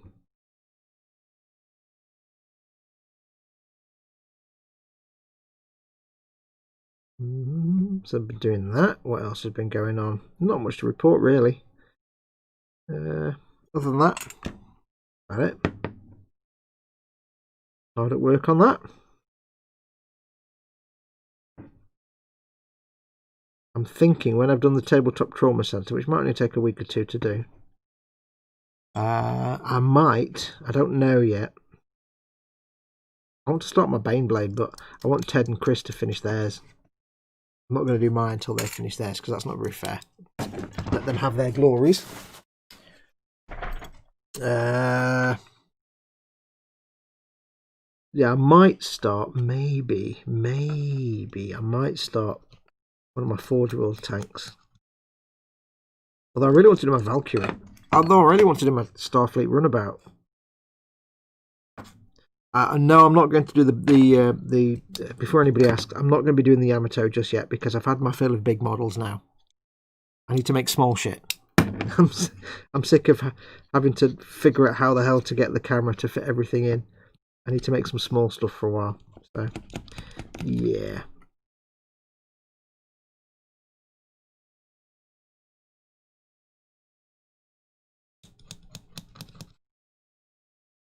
Now, I'm not too fussed about getting these nice and neat and super tidy because these are the grav plates that will go on the side of the vehicle anyway. And then, although it's like a repulsor vehicle, so it floats above the ground, it would still kick them. I'll get my teeth in. It would still kick stuff up off the ground. However, repulsor drives are supposedly supposed to work, whether it's magnetic or gravitational. I don't know the law, but you know, you would expect there would still be some sort of, especially if it's pushing down, there's some kind of back push. At the very least, you get dust and stuff. I was talking the other day to someone who was saying it wouldn't really be covered in mud, and it's like, yeah, it probably wouldn't have that much mud on go underneath because it's not like it's in like a tank in mud, but it would kick up dust, and it probably would kick up little stones and things like that. So what I intend to do is I'll do some dusty dirt on the underside, but on these grav plates, I'll probably do, I don't mind if I make little dings and nicks on these because I want them to be a little bit battered. Because again, these aren't like hundreds of years old, but this vehicle theoretically could be a few years old. So, I don't mind a few little nicks and dings in these grav plates. I'm not too fussed if they're not massively beautiful and clean, because I want it to look at least a little bit used. I don't do neat and tidy, you know that.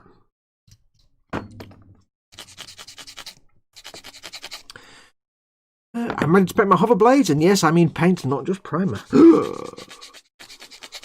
Yeah, but B3, is that more than just brown? Are you going to use, dare I say it, maybe even 3 colours or more? Not just white and brown then. Go for it. Make them look good, dude. I'm sure you do fine.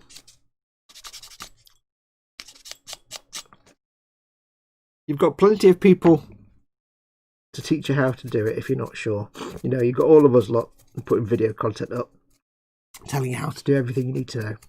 Between me and Chris and Colin and Ted and everybody else, you've got all the information you need at your fingertips. At your fingertips. There's no excuse for not trying.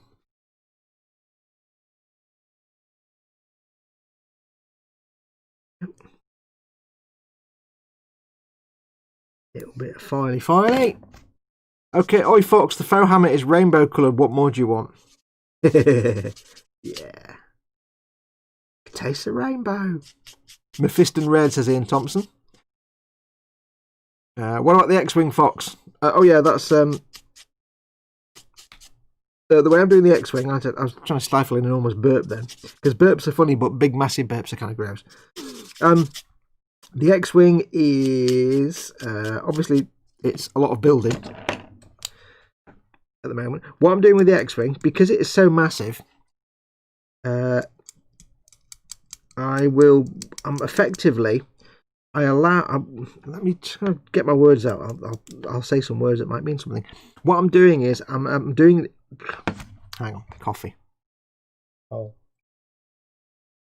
Basically, I'm getting to the point now where I realised to film it effectively, or to actually do it effectively, you can't see here, but there's my desk here, and then just behind the iPad there's all my hobby zone units, and there's my spray booth just over there, and there's hobby zone stuff over there.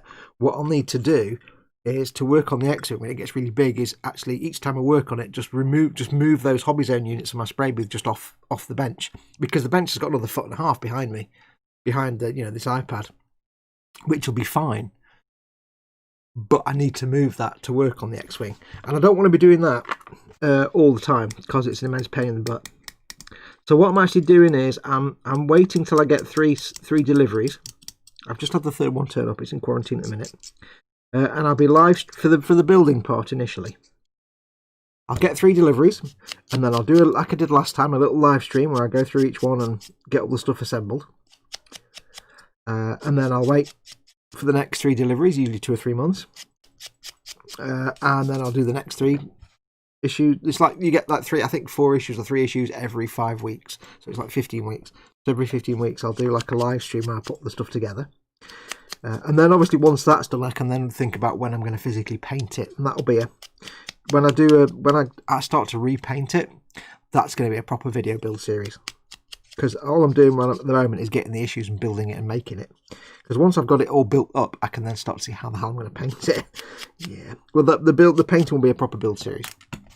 The build part of it, I'm just following the magazine. So I was going to be doing it every time I got an issue, but it's just a pain in the butt trying to clear my desk every time.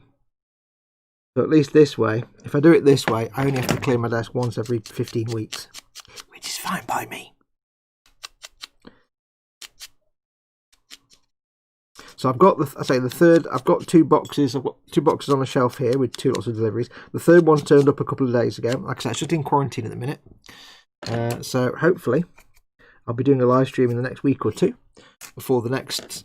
What is it? 1, 2, 4, 10 or 11 issues or however many. I've forgotten how many you get now.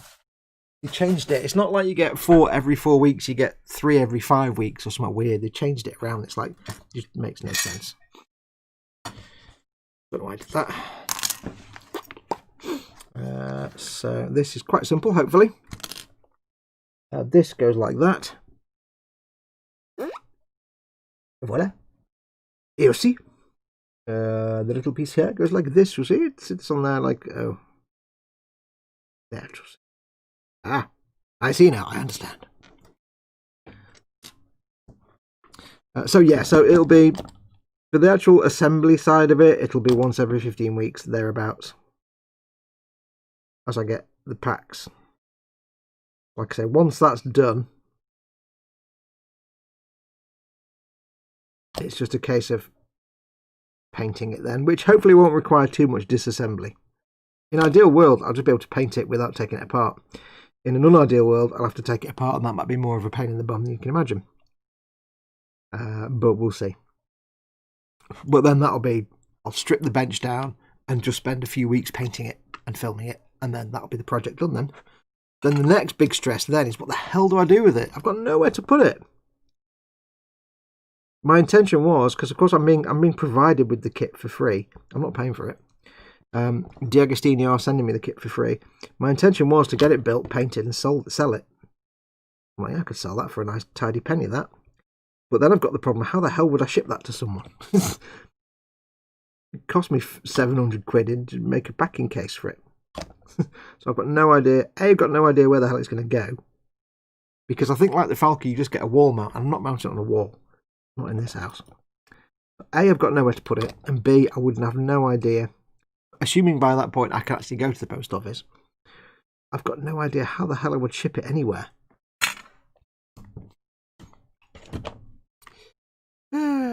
Do a live stream in the week starting the 5th. I'm off work for my birthday. He, says Raging Modeler. Was that a subtle hint? Coffee's done. Bringing the reinforcements. No. Back to 5 every 5 weeks now, says Gross Models. Oh, cool. I am here. Is there stability? Asks Raging. No, but I did pinch myself with these right at the start. Somewhere. I've forgotten where now. Clearly no longer hurts. It was that finger. I was like putting them to one side and I went like that without intending to. Right, so that's them 2 done. I was going to write on them which ones they are, but there's absolutely no point because I could write, RL or RR on these, say rear left or rear right. Then I'd prime them and paint them. No point. I'll just have to wing it and hope that I can figure it out later. Next we have 61 and 60 times 3. This is for the front. How do these actually attach then? Do they?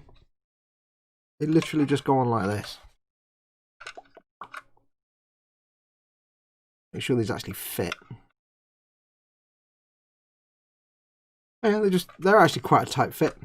So what I'd have to do, what I would probably recommend, I don't know, but I'm going to recommend this. If you're making this and you are painting this, and you don't want to glue these on. I mean, I might glue them on anyway, but if you don't want to glue them on, I would probably suggest that you make sure these areas here aren't painted. There's a little tabs that go into the slots, and same with the slots, fill them with something so you can't paint them. Because what you'll find is something like that would push together and grip quite nicely. When you've got a layer of primer and paint on that, it's not going to fit.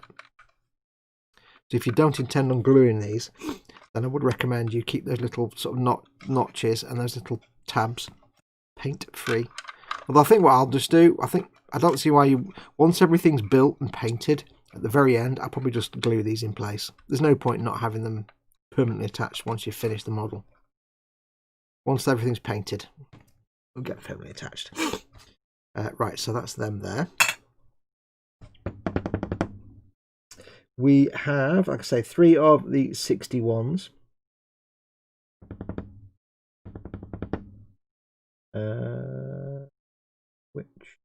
Now, luckily, the good thing with these is they all have, I think, oh, maybe not. They have slightly different looks to them, so you know which one goes where. But we'll figure it out. Anyway, want 3 61s and 3 60s.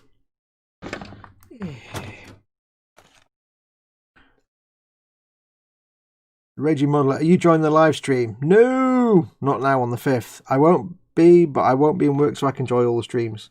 Fair play. All right. I think he wondered if he meant he was going to join the stream. No, I think he just means so he can watch it.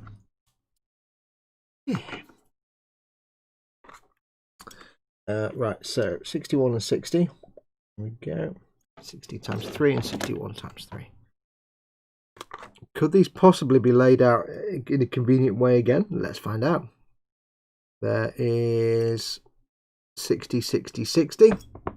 And I want 61, 61, and 61. What are they doing? This isn't the Games Workshop I know. Being convenient and thoughtful and logical and laying things out logically. Making no sense at all. Do.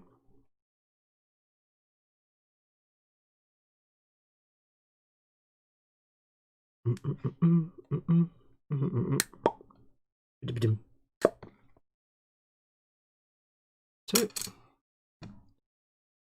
let me know, actually, I'll do this one. There's a fruit fly in here again. Last couple of, I don't know, last sort of 4 or 5 weeks, we've had a real thing with fruit flies in this house. Little tiny widgety things whizzing about. It's like, oh, they're just little tiny fruit flies. I don't know why. It's not like we've had fruit or vegetables sitting around going rotten. But yeah, and for some reason they all come up here, and I've got no idea why. It's like the one place you won't get food is a room with me in it, because this, yeah, it doesn't last long enough. One ping. Like today, I've missed Collins and some of Fox's because of work, says Raging Modeler. I know. Unfortunately, that's the thing with streaming. There's never a good time to do streaming. That doesn't mean somebody's missing out somewhere, which is always a bit of a shame. It's like Lynn. Lynn always works at weekends, so she's very rare she ever gets to join any of our streams, which is a shame. Anyway, yes, I hope you're all well. I hope you're all doing okay. I hope you're all doing good. And depending on where you are in the world, I hope you're all staying safe. I just moved these into there because I thought I was going to... And I didn't. So, Fox, you're an idiot. Truly you are. Well, truly you are. Yeah, so a few dings and nicks taken out of these with the knife. I'm not really fussed, actually. I think it looks quite good. The graph plates will take a bit of battering and beating. As rocks and things float or pushed up and ping off them. Also, they're going to be weathered with mud and stuff anyway. Dirt and stuff. Have you been a fruity boy, Fox? Says Quano Man. Always.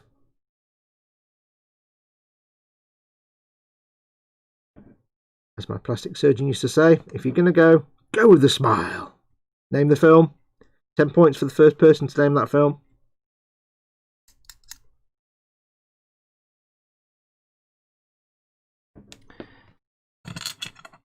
Fox, you've not been in a transporter accident and transported to a parallel universe, have you? They're attracted to the Tamiya glue. Yeah, could be. Batman 1989 says Quano Man. 10 points to Quano Man. The best Batman film, of course. And if you say otherwise, you're clearly an idiot.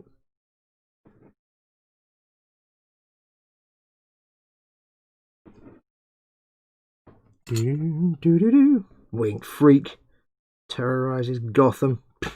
Wait till they get a load of me. Whoop, whoop. Yeah, it's the best Batman film.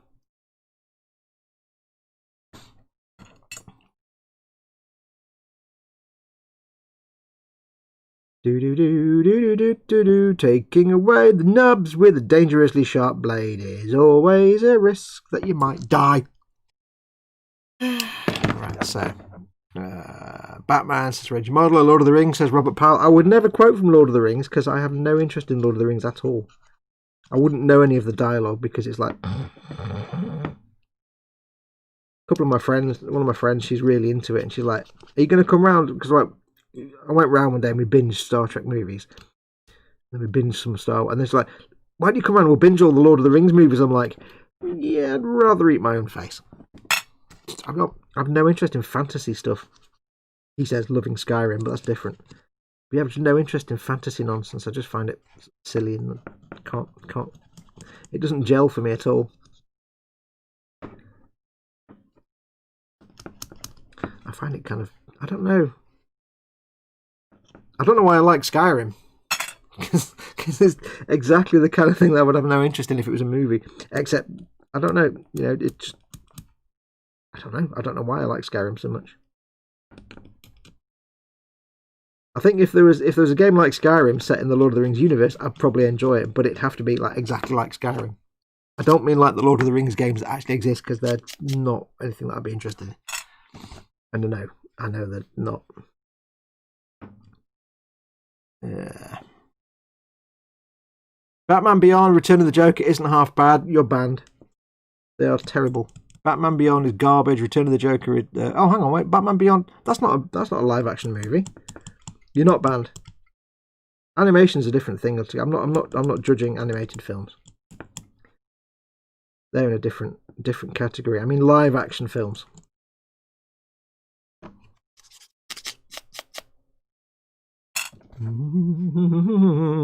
Michael Keaton had the perfect mouth for the Batman, because his mouth was the same shape as, or is the same shape as, the bat symbol in the 1989 movies. There you go. That's why he's the best Batman.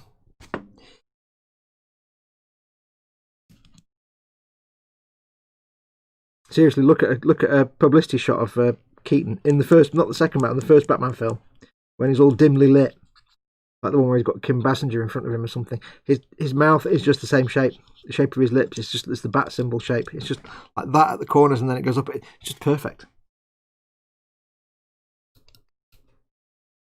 When that film came out, I was so smitten with it that I would spend hours just trying to. I had the comic book version of the film, and it was a fantastically drawn. It was DC, obviously, and they did like a comic adaptation of the movie. So what the artists had done was basically taken a lot of still shots from the movie and just drawn over them, because you could look at them, you could match the comic book artwork in a lot, not all of them, but in a lot of them, you could match it to specific frames in the movie. And they were fantastically drawn and wonderfully coloured. It was the early days of computer colouring. And the artwork was amazing. I loved it. And it influenced a lot of my art style at the time. It was that impressive to me. And it really emphasised that shape of his mouth. In some shots, I'm like, wow, it really is the right shape. I've still got that somewhere, the official comic adaptation of the movie. It was kind of truncated a little bit in terms of story, but it was good. You're all wrong. The best is Lego Batman. First time. Rumour has it that Michael Keaton will be reprising his role as Batman for the Flash movie, where he goes to alternate universes. He's kind of a bit old. So what's Warhammer then, says Ian Thompson. Well, 40k is hardcore sci-fi, gritty, grimdark. It's not fantasy dragons and swords and nonsense and princesses and fantasy nonsense with magic. There's a bit of magic, but You know, Warhammer is explosions and, you know, guns, tanks, space. All of these things are relevant to my interests, but bows and magic and elves and dragons and nonsense. I don't want like mystical nonsense with pointy ears and dragons and fairy tales. I just want, like, you know, explosions and bullets and meaty looking vehicles. I want grimdark, not ponciness. Best line of the Batman franchise went to Michelle Pfeiffer. Life's a bitch, now so am I. Wait, when did she say that? I don't remember that. In the original Batman.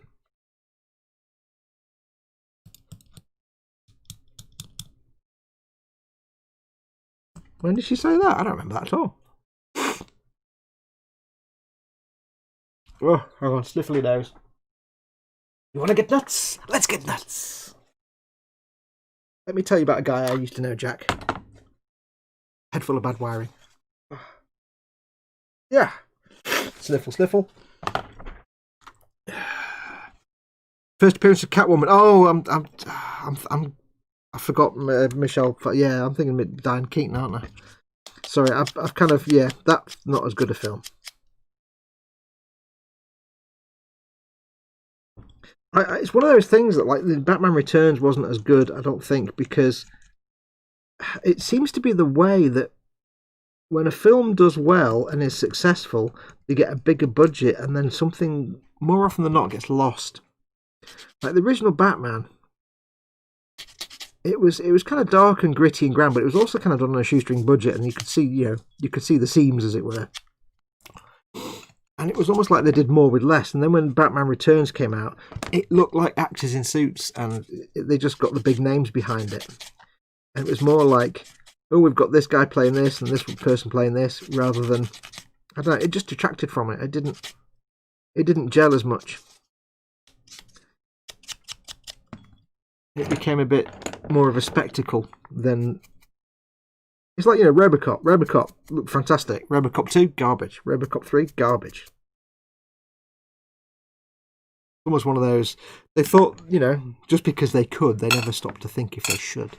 It's hard to explain. It's just weird that people tend to be more creative when they've got less to play with. It's very rare that a franchise does better the second time around when they've got more money. There are exceptions, of course. Empire Strikes Back is vastly superior to New Hope. Video games can break that sometimes, that trend. That's true. But, I don't know. I went quiet then because I could hear a funny noise from outside, but it's some spoon doing DIY as usual. Let's just make sure we do this correctly, shall we? So that needs to go, these go that way. There's the middle, Fox. Use the middle. Yeah, Batman Returns to me wasn't as interesting. I think it lost some of its darkness. And you have to remember, when 1989 Batman came out, it was kind of controversial because it was the first, if you didn't follow the comic books, it was your first real exposure to Batman being dark and gritty and a bit of a, vigilante. Because don't forget, for a lot of people, especially over here in the UK, for a lot of people, Batman was Adam West. And that was their only real experience of Batman. Because, there'd be a lot of people who knew who Batman was but had never read any of the comics. So they wouldn't understand Batman being this dark, gritty vigilante character. They'd be like, what? That's not Batman.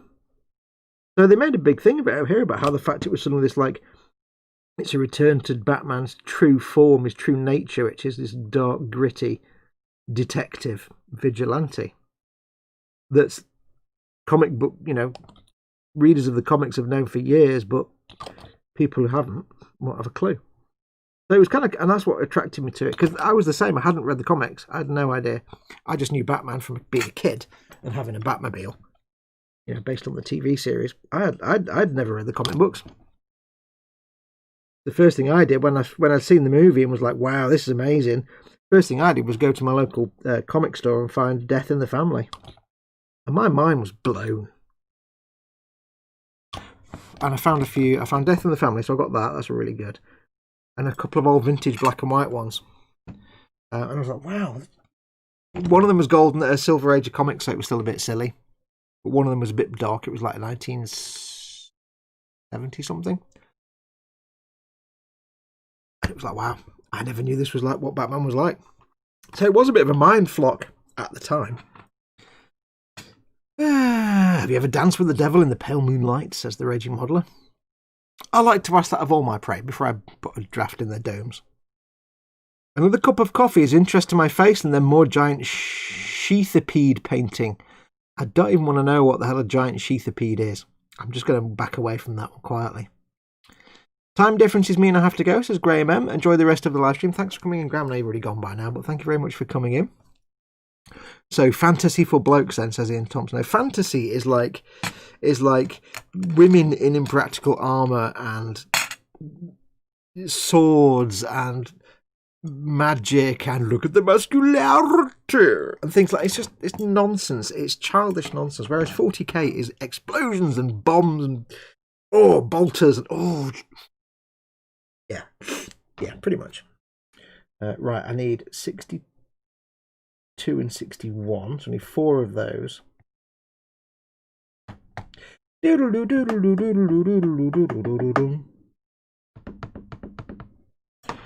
So I need 62 and 63. We'll do that one first.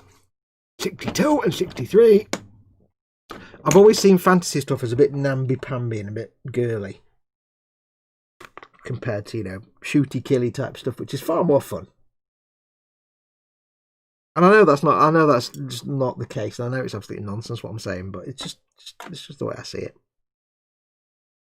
I grew up, in the 70s when we'd play war games and we'd be fighting imaginary Nazis, and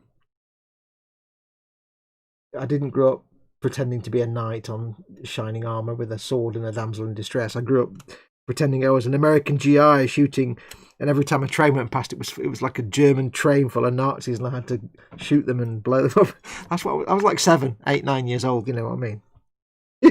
Yeah, that was my childhood. 62 and 63. So fairies and princesses and nonsense is no interest. Also, I did try and read The Lord of the Rings a few times in my youth and found it thoroughly unreadable. It just bored me senseless. I think it's possibly partly because I was told I should read it when I was young and impressionable by an adult who I would have, by my nature, I would have assumed that they were correct and therefore taken them at their word. And I read it and was like, it's garbage. Did nothing for me. I'm like, come on, where's the Spitfires? Seriously, there's no Spitfires in this. You're talking rubbish.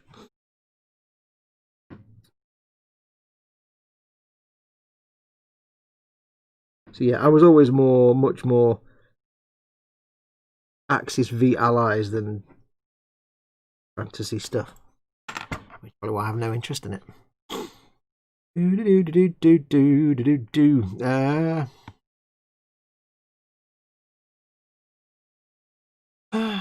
Like the original Mad Max versus all the sequels, Star Trek The Wrath of Khan was far better than the motion picture, says Beyond Hope. Absolutely. But you see, that only goes to illustrate my point, because you see that where I cut my finger earlier on the nippers. Because The Wrath of Khan had a vastly smaller budget than the original motion picture. They had less budget and less resources, and I think it ended up with a far superior film, because they looked at the absolute bloatware that was the original motion picture. The first thing they did correct was stop Gene Roddenberry being involved in it. Yeah, go away. But it had a much smaller budget, and they made a far superior film. I always think that often you get a far superior end product when you're restricted in various things, because when you've got like an immense budget and you can do whatever you want, you just kind of do whatever you want, and then it becomes tedious because it's not interesting. It's like space combat in Star Wars A New Hope or Empire Strikes Back compared to space combat in the, you know, the Attack of the Clones or the prequel films, whatever they were called. I've forgotten, I've blanked it out. You know, look at the combat in A New Hope or Empire Strikes Back especially, and then compare it to the Clone Wars era films, which are just like a billion things happening on screen and it's all CGI, and your brain's like, what? It's the Clone Wars movies. They're just the combat. It's not there. It's for some reason it's more visceral and satisfying to watch 4 TIE fighters taking on an X-wing or a Millennium Falcon, or, you know, in Empire or Jedi even. It's more interesting and fascinating to watch the trench run in New Hope than any of the space battles in the Clone Wars era films. Because, like, you know, look at the attack on the Death Star in A New Hope. They had like 2 TIE fighters, the Darth Vader's TIE Advanced, and a handful of like 2 X-wings and 3 Y-wings, and that was it. And the Falcon comes in at the end, and that's your entire like list of budget for models in that series. And they make it work. They get creative in how they can make things look interesting. You know, they built mock-ups and put pyrotechnics in them and blew them up to make up the thing to get the effective ships. And they got really creative. When it comes to CGI, George Lucas is like, I want 1,000 ships on screen, and they just put 1,000 ships on screen, and your brain's like, what the hell am I watching? It's just garbage. There's too much going on, and nothing means anything.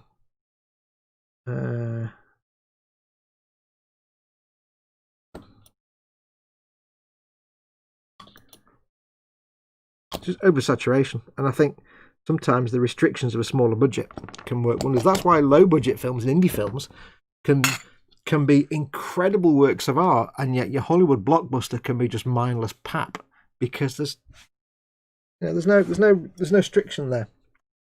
When you've got a very limited budget, you tend to focus on things like story much more. Characters. I need to actually mark off the ones I've done so I don't forget. Done that one. Done that one. Done that one. Done that one. 4 of them's to do. I need 61 and 62. What time are we on? 16:58. Blasphemy, Chris. The Lord of the Rings is an excellent read. No, The Lord of the Rings is almost unreadable. A bit girly, says a self-confessed princess. I'm a princess, but even I can see things as girly. I 3D printed a giant droid shuttle for Star Wars Legion. Cool, says Robert Powell. I still say that somebody needs to make Bandai needs to make a tactical droid. Animated series, Clone Wars era, tactical droid. And not the later one with the 3 eyes, but the one with the visor over it. Yeah, that one. The one that looks like it came from Mystery Science Theater 3000. Looks a bit like Crow, or the other one. I can't remember which.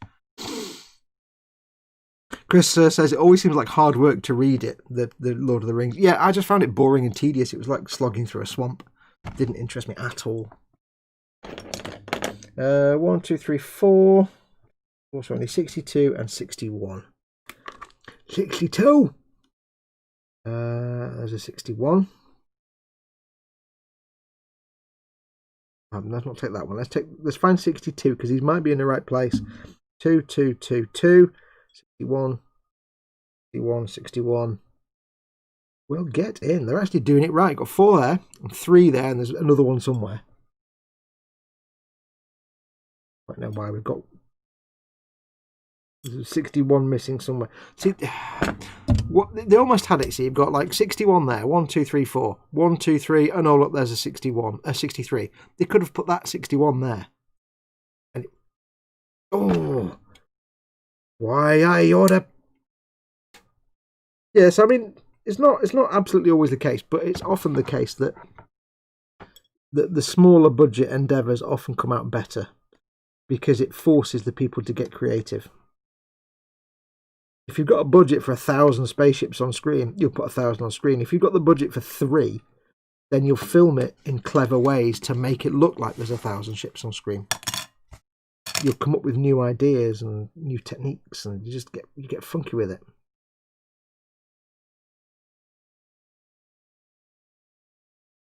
Doodle-doo, doodle-doo, doodle-doo. 1, 2, 3. These 2, 2, 3. 1, 2, 3, 4, 5, 6, 7. Oh, it's Sunday. All the neighbours. I do apologise. I keep knocking the microphone with the sprue. All the neighbours are out doing their lawns and stuff because it's Sunday, obviously. It's still like a minus 100 degrees out there now, probably.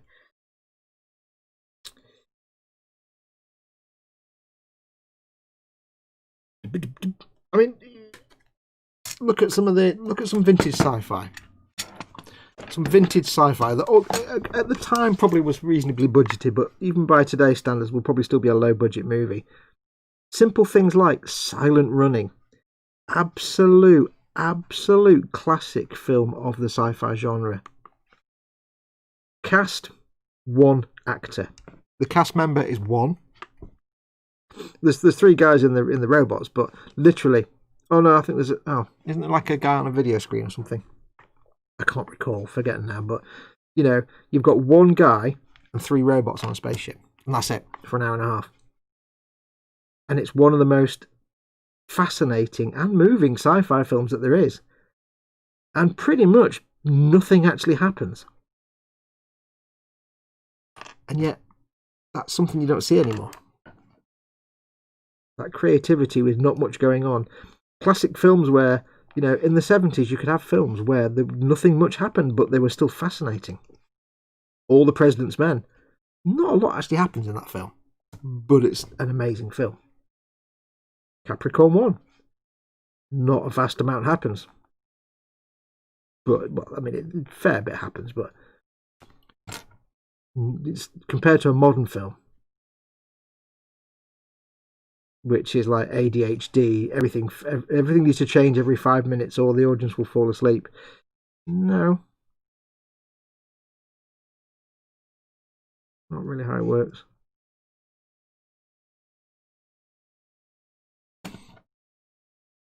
So I have a question for this motley crew of idiots, says Nim.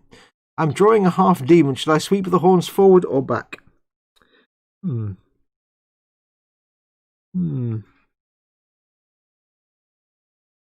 Interesting. Hello, Mama Fox. I don't know, actually. Back could be interesting. Forward, to me, always looks a bit weird. I mean, that would suck trying to look through a window. How about... Here's the thing. Are the horns massive or small? If they're massive horns, do a Google search for Highland cattle. They have huge horns.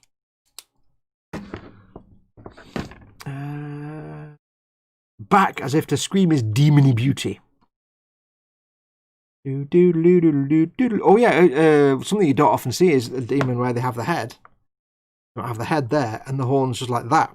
Like Batman style. No, that's not where the camera is. Rather than out sideways or back or forward. Forward's always a bit weird to me. It seems a bit impractical. Because you're a demon, you've got horns going forward, you'd be really angry all the time because you couldn't get your head near anything. How would you eat soup? But yeah, maybe just like straight up, like bat ears, like Batman ears.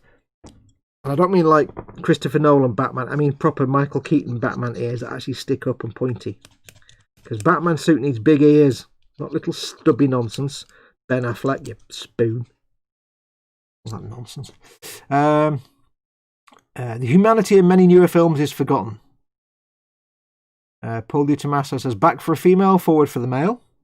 I have papercraft models, says B3, of Huey, Louie and Dewey, somewhere that need building. Yes, they do. And that's the funny thing, like, this film, this Silent Running with virtually no budget, somehow makes you emotionally invested in 3 little tiny robots that don't say anything, they barely do anything, but purely down to the talent of the actor, the sole single actor that you see in the whole film, purely down to him, they're imparted with such character that, you know, you can... I'm a man. I'm not a manly bloke that won't admit that I may have had a tear in my eye when you watch some of the scenes in that movie. And it's for a box, a little metal box that's got virtually no personality because they don't actually do anything, but yet it's so beautifully written and characterized, and just you don't see that talent. Very rarely see that talent anymore in movie production. Nowadays, it's too much about your James Cameron style. Get a million things happening because we've got the budget the size of NASA. Then again, that's not that much money for your NASA budget.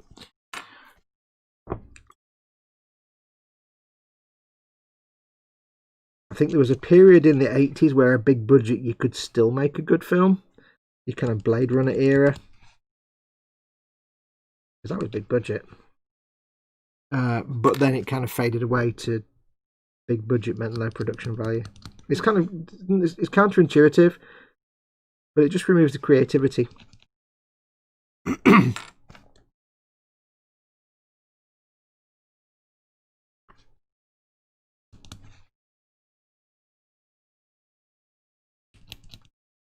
Which is a sad thing. And that's why you just get these bland films that just there's no interest in watching them at all.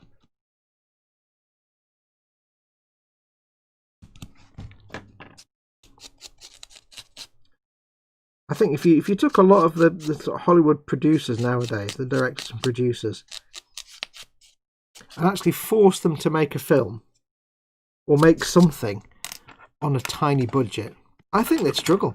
I think some of them would do exceptionally well. There are those who do have the skills and talents. But I think if you tried to get a modern Hollywood producer or director to make a film on an independent movie budget, on an indie budget, hundreds of thousands of dollars, or even maybe a few million, but literally $5-10 million, because you've got to pay for the staff and stuff. I think they struggle. I think they really struggle because they don't know what to do without infinite resources and a billion tons of CGI. And you want 100 spaceships, you get 1,000 spaceships. They don't know what to do. They wouldn't know how to craft a movie around the limitations of having no money, I don't think. And it's a shame.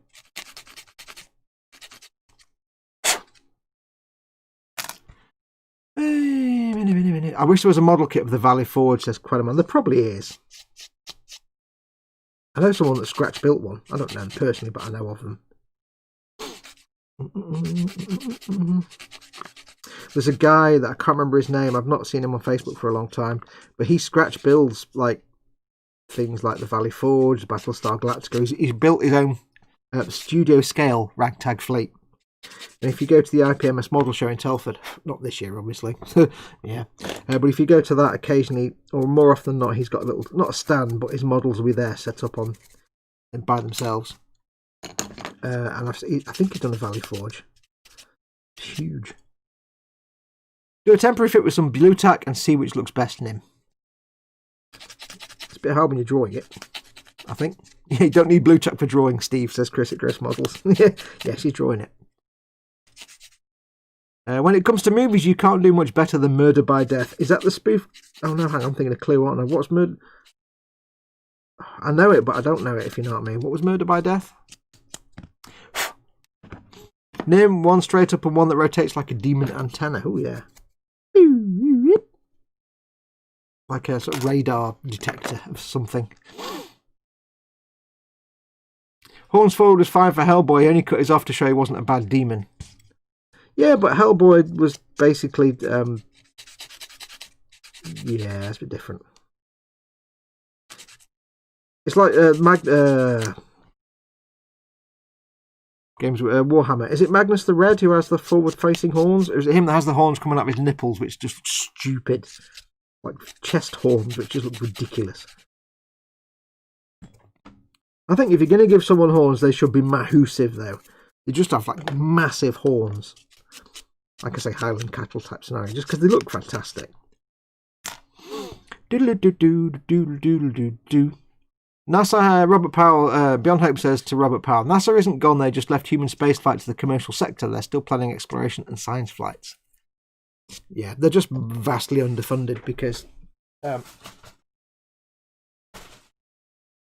scientific illiteracy is on the rampage at the moment in the States and has been for the last, I don't know, 10 years.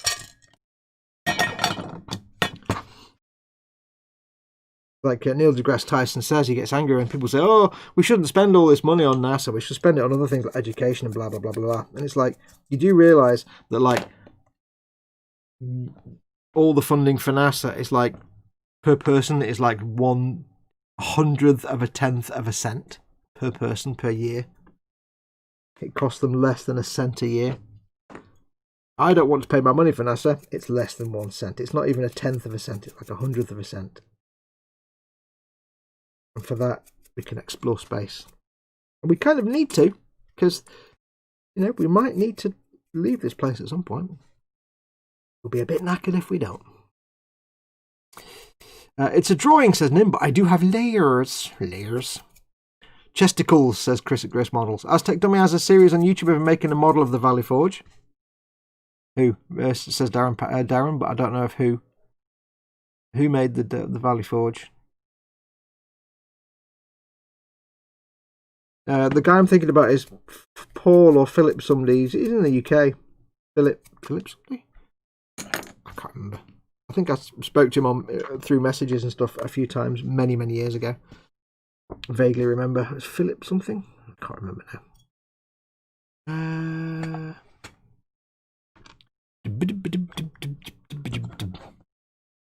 Speedy Career, Alec Guinness, David Niven, Peter Sellers and several other names, but a fantastic parody of the great literary detectives of Charlie Chan's. Oh yeah, I remember it now. Spam Spade, Poirot, etc. Yeah, that's right.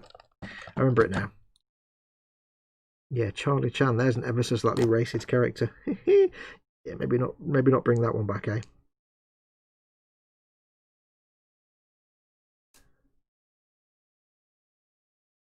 God, I remember watching Charlie Chan shorts when I was a kid on telly. By shorts, I mean, you know, the short films. The serial films, the short, you remember it, all the serialised films from the 50s, 40s and 30s. That's right, they all get invited to a big mansion house to solve who's the best. Is that where it's all stormy outside and they can't leave or something? Or is that Clue? I've forgotten now. One of them. Murder by death.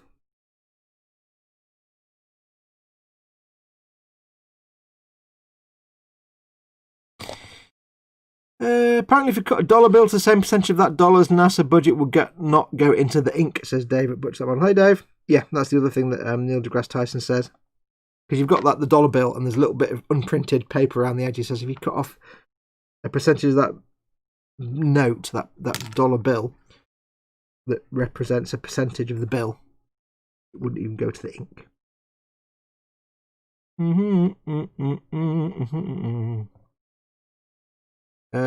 Hunk of junk production for the Valley Forge model. I don't know who.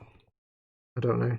If it's an American, it's not the guy I'm talking about lives in the UK. I don't know who he is. I can't remember his name.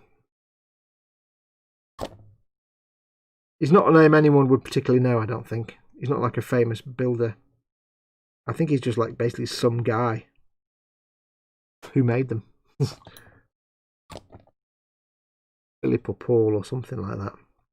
Oh, I think. Are these lined up? I'm just going to check with my eyes. Yes. Yeah, jolly good. These are going together quite nicely. The USA Centre for Disease Control, they're the news about chocolate Velociraptor guidance, have a web page about the zombie apocalypse. Posted a link in the Boom Hut. Yeah, I think it's quite old news, that. Oh, my little things come off. I'll just throw it away. There you go. Best thing to do.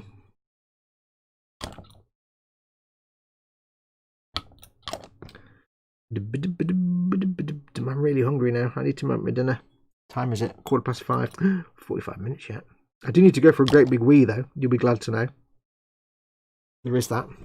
I always need to go for a great big wee. You know this to be true.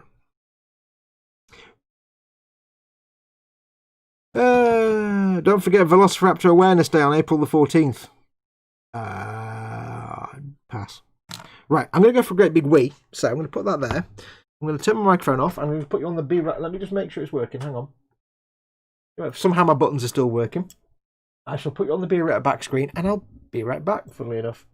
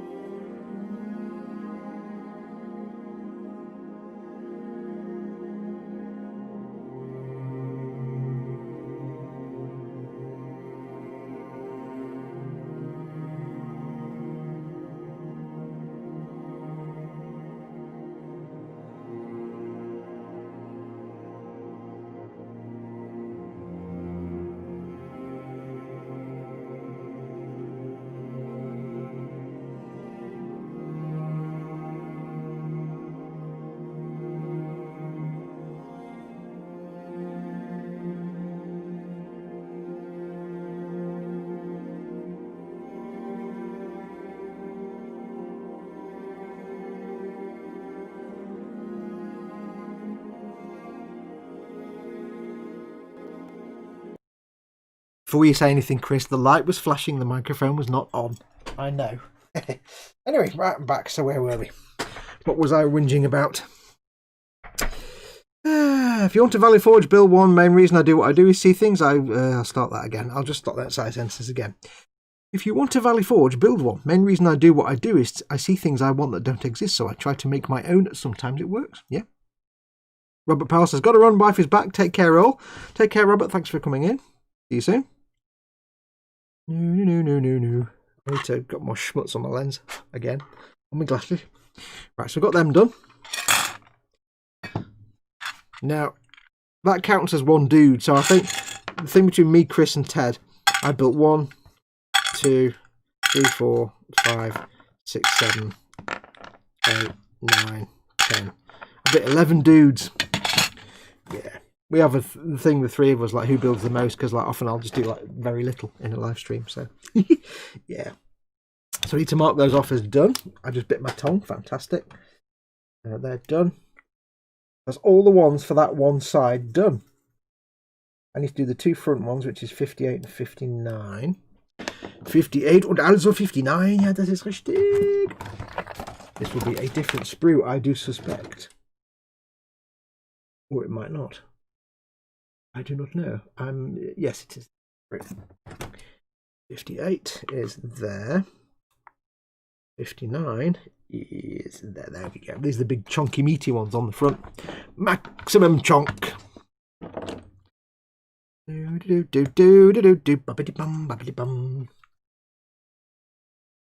not everybody answered the bench and belly. What you haven't? I don't care about the bench bit really, but what's everybody having for the dinner? If you've not had your dinner already, I need to know. 58 and 59, 56 and 57, 58, 59. Yeah, what are you having for your dinners? Tell me all the words that you didn't answer. I know some of you did, but I need to discuss food more. For some reason, talking about food makes me less hungry while I'm thinking about food. I don't know. 58 and 59, which will be there. Well, they've not done bad. They've got 58 and 59 on the same side of the sprue. That makes them 50 and them two there. Okay, they've made a bit of an effort. I'll give them points for that. Then these two here.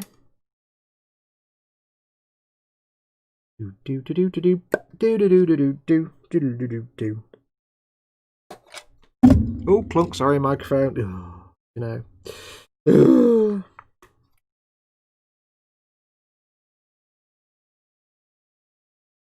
That comes off. That's 59. That's 56, which is correct, yes. Cutting the piece off willy-nilly and not actually even checking what number it needs to be. Because I'm worth it. Let's have a look. I have to go shopping still. Yep, food, says Muse.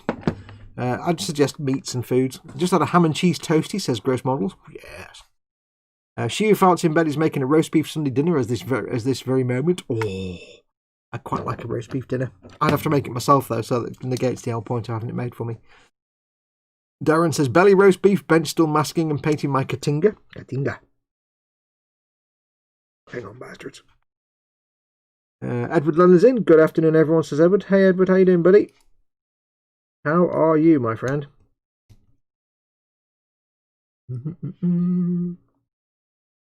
Again, with these graph plates, I'm not fussed if these get dinged and chipped, because we are going to make these look a bit weathered anyway.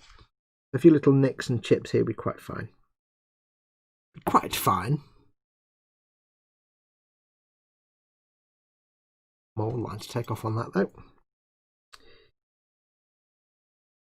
I have 3 options. I will post them in the Boom Hut and the Hive Mind can vote on which one they like the best. What, for food or for horns? Because if it's for food, you'll die of starvation before people reply to it, because it takes people ages to reply to stuff in the Boom Hut.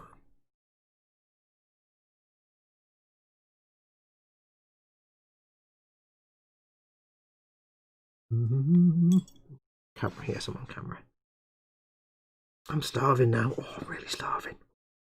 Chris, are you doing a show tonight? And I don't know if Dad's still in chat. Dad, Scaly Models, are you doing a show this evening? Don't think Dad is doing a show. I've not heard that he's doing a show.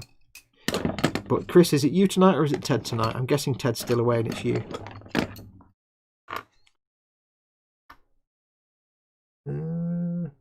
Clarkey says, belly will be a pasta bake, turkey, red onion and chopped tomatoes covered in cheese. You know what you need to do is put some crisps on top of that, like proper student pasta bake. Get some like just ready salted crisps. Sprinkle them on the top when it goes in the oven. I don't know why we did that. I just remember we did it. And I was never even a student.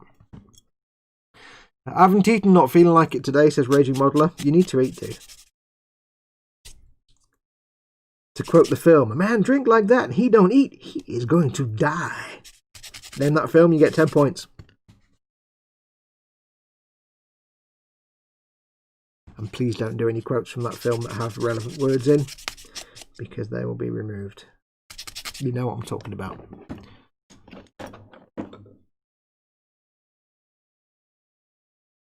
I'm doing Dad's show tonight, says David Butch, that model. Okay. David's doing the in-between. I'm not on tonight, says Chris. Okay. I haven't been in Messenger for a while, so I've been doing this for 3 hours. Yeah. Why are you not doing a show, Chris? Hope you have a good excuse. What are you doing on your show then tonight, Dave? On your dad's show. I know, but I'm just not hungry. I'll try to have crumpets or something, says Reggie Modeler. I don't care if you're hungry or not. Think about nice foods and then just eat the nice foods, and that's how not dying works. That's how you learn to survive these things. Raging Modeler gets 10 points. Edward Leonard gets 10 points for Blazing Saddles. Please do not do any other quotes from that film. Obviously, racist quotes will not be tolerated. I know the nature of the film, but there are words in that film I do not want you to put in chat. We'll just not discuss it any further. Yeah, suddenly when I did it, I'm like, hang on a minute. Yeah, I don't want quotes from that film, thank you. It's TED week. I was thinking about streaming a game, but I've been editing all day and I'm tired. Okay, that's fine then. You've been editing all day. That's a valid excuse. We'll let you off. I have to admit, like after doing all the animation stuff on Thursday, Friday, and a big chunk of Saturday, my eyes were just melting. Because basically I looked at it last night, I had to basically create 150 individual like drawings in Photoshop to be every possible combination of face, arms and eyes for any eventuality. So I've just got a whole big library of expressions and faces now. But that means I had to literally draw or create 150 different images. And it was like, I'd get halfway through rendering them all out after doing all the artwork, and I'd mess something up and go back and realise one of them had a colour missing. I'd be like, oh, for Christ. So I had to go back and start again. About 4 times I had to render them all out and create them all. I was not in the best of moods by the end of it. Let's just leave it at that. Yeah, 150 different images.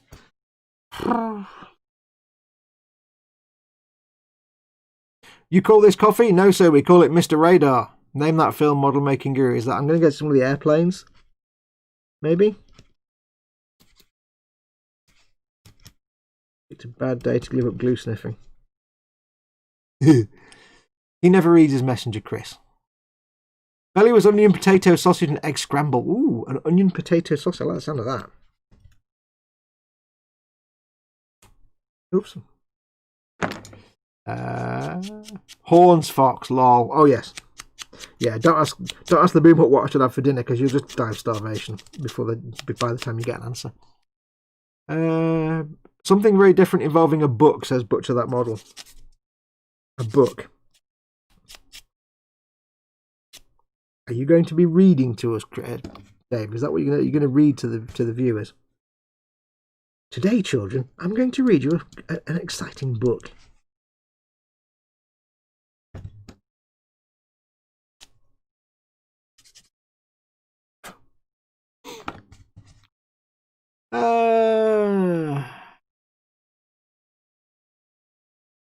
I won't read Spids and Line out, because if I did, I'd be tempted to sing it and then I get a copyright strike, so I can't read that one out.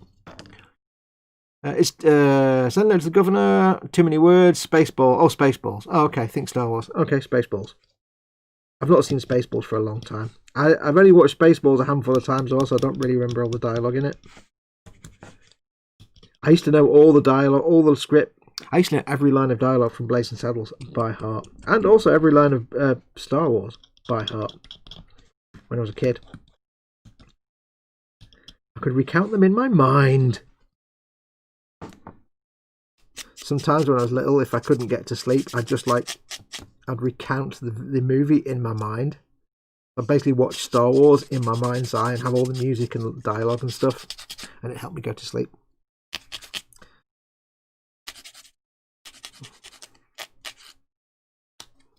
And when I was young, like when we got our first, because back in them days we got our first VCR, our first video recorder, and I could actually play videos, and tooth hurting, and recorded Star Wars off the TV one Christmas, and I swear I must have watched it every single day for like a year. I was like, I don't know, 9 or 10 or something. I don't know, 11, maybe a bit older. I don't know how old I was. But I'd religiously watch it once a day, because it was the best thing ever to a little kid like me with my Star Wars toys. So I was amazed. Yeah, every day I watch it. No, you'll have to tune in to watch. I don't think anybody else has tried it before. Dinner call, see you at 6:15 if you're there. I will sadly be making my dinner by that point, so as long as you don't go for like 45 minutes and stop, Dave, I'll be able to join you if you give me time to make my dinner. But if you do a dad and go for an hour, I might miss you, unfortunately. But I shall try. I'll do my best. So this needs to go this way. Like that, right there. Get rid of them. So these go, I don't know which. I've mixed them up now. Oh, never mind. I'll figure it out. That goes like that, and that goes like.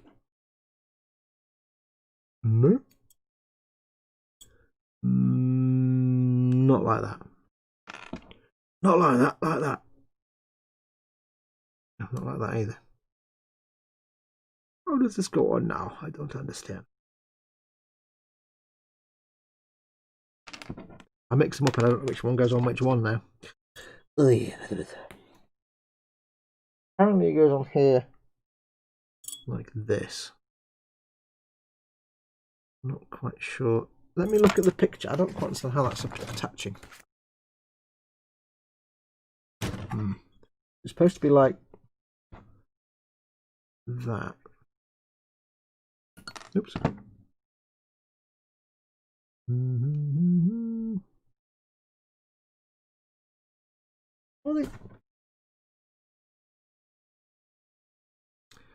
I don't understand. Not making any sense to me now, this thing here.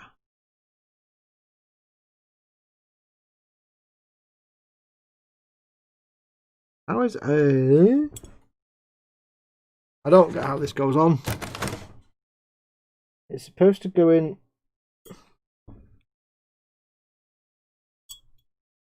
Oh, that way around.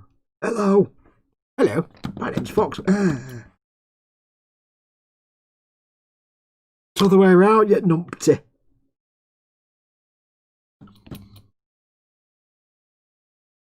There we go.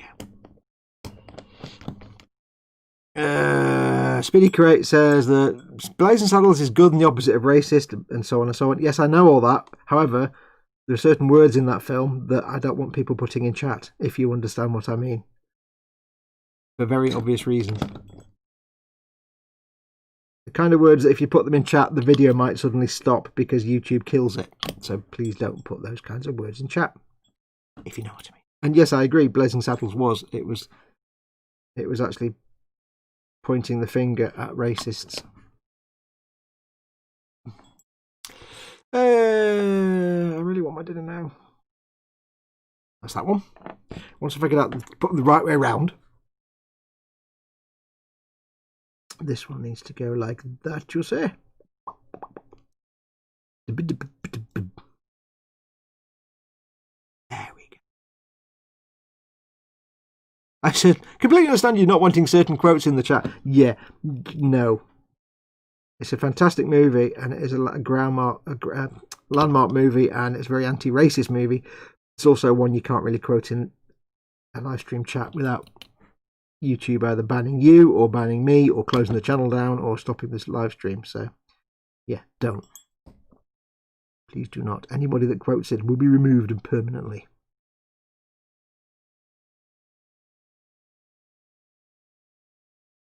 Reasons. Right, that's that one. Them's done. So they're the two big chonkers that go on the front. Kablonk, like that. Like that, to see, like that right there. What do you do? And they do stick on quite nicely just by themselves. Not ridiculously permanently nicely. I think these will end up being glued on with gluing. They do cover up the gap under there, which is fine, but don't cover up this nonsense here. Like, no, they don't do that at all. I'm not sure what to do about them. That is really, I mean, that is just ridiculously pathetic. I can't even squeeze it together it just won't move. It's just locked in place now. I mean, you could fill it with putty and then sand it down, but I'm a painter, not a builder. I hate doing that kind of nonsense. What I can do though is put that there somewhere. There. What I can do is, if we can work any magic on these ones, see if these will clean up nicely. Now there are some rivets on here that I may end up sanding away by accident, but I do have, thanks to my very good friend Kenneth in Australia, some wonderful packs of rivets. I can replace the rivets if needed. But what I'm hoping is with these, for the most part, I'm hoping that the glue that's squinged out will actually fill the little tiny gap. Because here there's only a tiny gap. It's pretty much invisible. Invisible! Like the dreaded Bew Goy Goy. Completely invisible. And I won't need to fill them in, hopefully. I'm hoping anyway.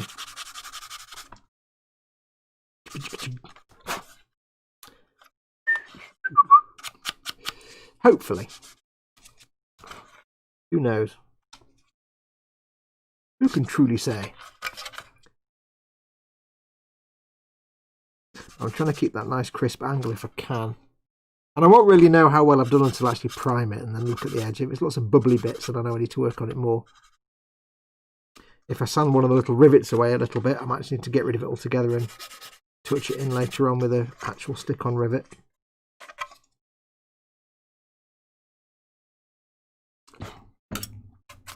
Saw that some years ago, more funny than horrific, but worth a watch. To all the male watchers, check out the movie Teeth, says Paul Di Tommaso. I don't even need to ask what that movie is about. I can just instantly imagine. So I'll take a hard pass on that one. I'll try and get a nice crisp corner on this. So I'll stick to the metal file, which is not easy because it's got stuff to get over.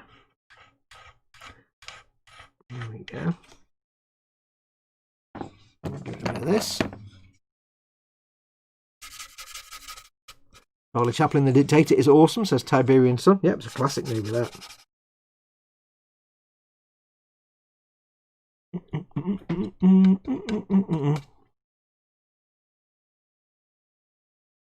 Burton Gilliam, who played the memorable character Lyle in Blazing Saddles, did television commercials for a local car dealership up until about 10 years ago.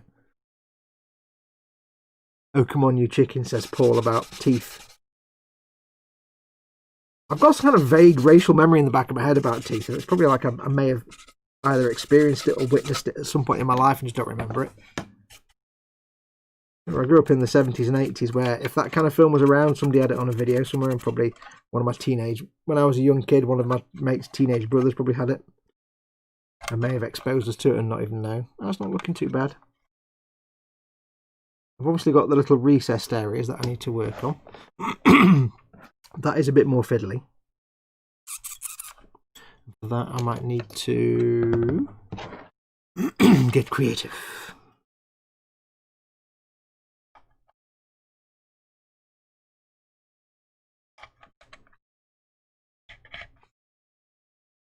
Two little recess ones here. It's not really easy to get in there to get the, because you've got the recess bit where there's still the blurb of glue that came out. I've still got to somehow try and get that smoothed, which is easier said than done. However, it may well end up that they're painted in a dark colour anyway in the interior of the recess, so that may hide those sins. Or that's just fixed it anyway. Cool, that job done. The little tool strikes again. Here we are. Catch the edge. See, it's not like I'm afraid to do cleanup and stuff on things like gaps and seams. It's just if I can avoid having to do filling, which is an immense ball ache. There's a magpie in the garden shouting quite loudly something.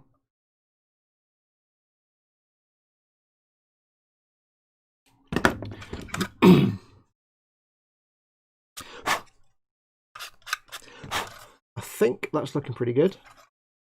Yeah, I mean, I'll probably end up with like a bit of a wash in those little recesses anyway, so even if there's a little mark there, you probably wouldn't even see it. What I do need to do is... oh, actually, hang on. Let me just... a little bit left on that side there. Trying to... as gentle as I can.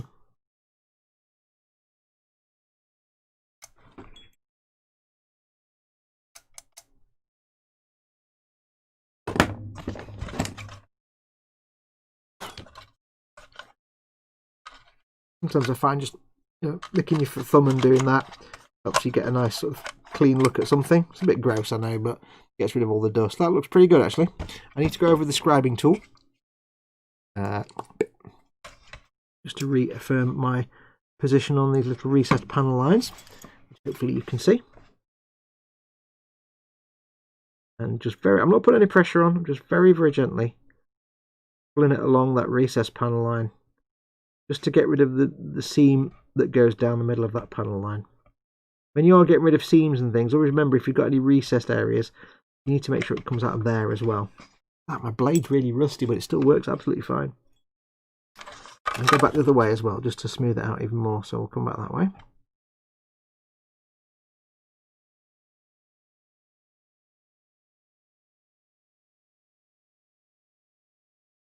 No pressure.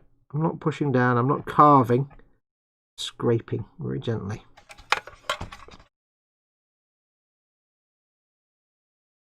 The advantage of scraping and not carving is if I slip, I'm less likely to knacker the surface of the model, and I'll only put a little scratch in. not a honking great carved gouge, which is entirely possible.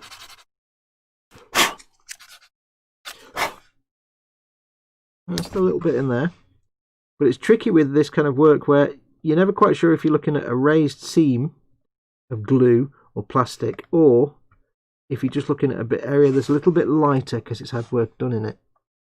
And when you prime it, it'll look fine. So always make it look as good as you can, but don't lose too much sleep over things like this until you prime it. Because when you prime it, you'll find all the bits that need attention will become really apparent, and you'll be able to go and figure something out. There we go. A bit better. Now it still looks like there's a bit of a gap or a little line there, but that might just be where the plastic's stressed and gone white. Again, we'll find out when we prime it. Worst comes to worst, if I get really bored of it and I can't fix it, I'll just do some greebles. Greebles fix everything. Greebles are equipment.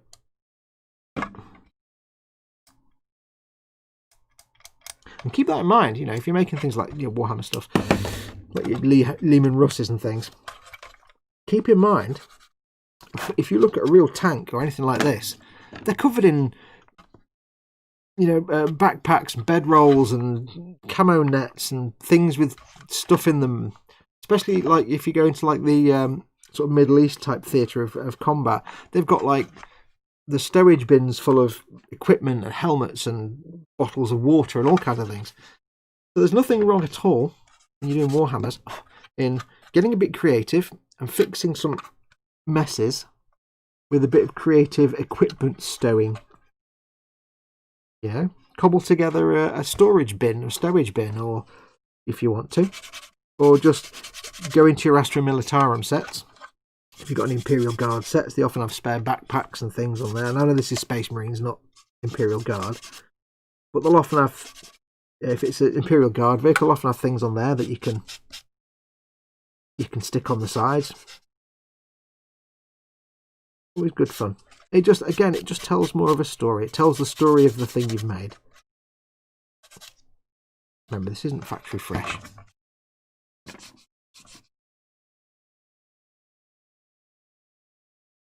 I think I might have got away with those rivets. Rivet, rivet.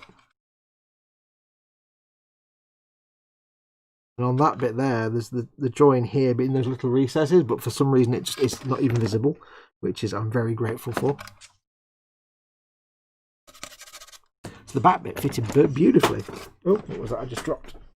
My file. The back bit went together beautifully, no problems with that at all. This front bit that sucks.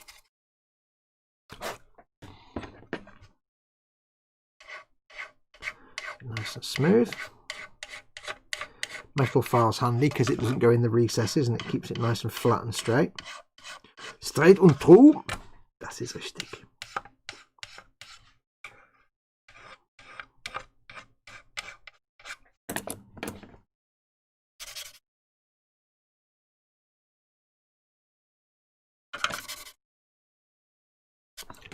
Again, there's a visible thing there, but that might be texture.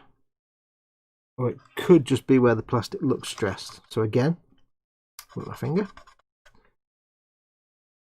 Don't think it's texture. But again, we'll know when we put the coat of primer on. If anything's egregious, it will show up. And I do recommend, when you're making any model, if you're going to be using a primer that's not like a neutral grey colour, if you've got a model and you're going to do, say, a black primer coat, but you've had to do some filling or repair work, I do recommend, before you actually prime it with your chosen colour primer, like black or what have you, I've scraped this one to sand this a bit. Let me go for the big one. Before you actually... knocking all kinds of things. Yeah, before you prime it, say a black colour or something, like if you've got a dark primer or a bright primer, red, whatever primer colour, if you've done any remedial work, I do recommend just giving it a quick black with a light grey primer before you do the actual primer you want, just to see if you need to do any more work. if you've done filling and such.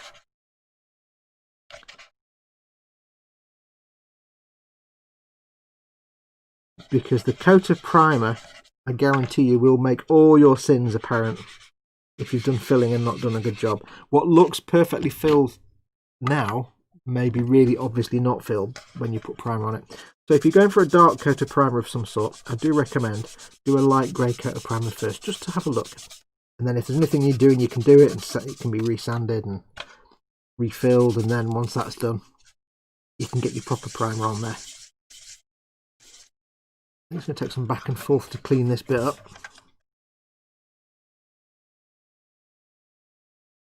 Where's my big one? Okay. I have to go at this with my proper sanding sticks that Kenneth got me. That are massive. I'll do proper sanding. Yes, indeed, says Tiberian Sun. Says Speedy Curator Tiberian Sun.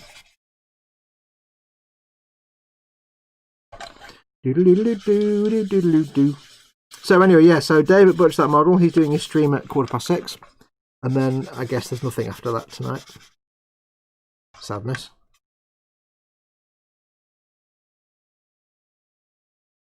Ted's still away on his travels in the Lem.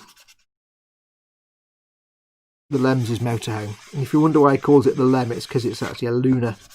So he calls it his lunar excursion module. See, Lem. That's my little NASA Quindar noise that probably just deafened you. Sorry. It was supposed to be quiet and it came out not quiet. Yeah, sorry about that. Soz. It's going to take me some work to clean this up, I think. What grit's that? 800. 1,000.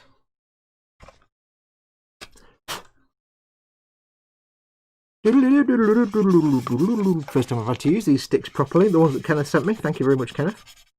You're a very nice man. Very, very nice man. I've got very quiet in chat. You all asleep?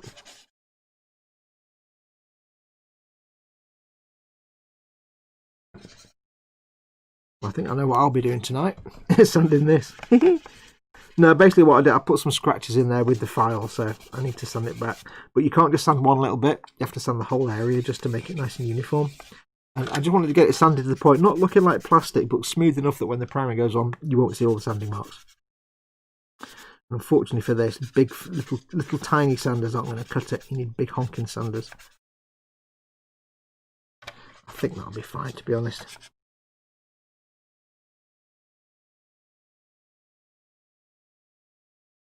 If you have filled gaps with glue, by the way, tell me you're extra thin or what have you. Do notice how I probably left this an hour and a half before I started sanding it down. You don't have to wait overnight 24 hours. If it's a tiny little gap that you've filled and squeeze the glue out, you can actually usually go in after about an hour and a half, 2 hours. A lot of times you can go in and start just cleaning up. Especially if you're sanding or using your mold removal tool. You don't have to wait like 24 hours. Doesn't do any harm, but you don't have to. I've certainly been impatient many times and just gone ahead and sanded things a couple of hours later and it's been fine. So there we go. How's that looking? That's looking not too bad. Not too bad. It still looks like you can see you can probably see on camera there's a little bit of, like scrapey there, but I think those scrapes are so fine that once the primer's on there, you're not going to see it. You will not see anything, not at all. Did someone say something? I'm not sure because I'm deaf now. Is that because I did my Quindar tone?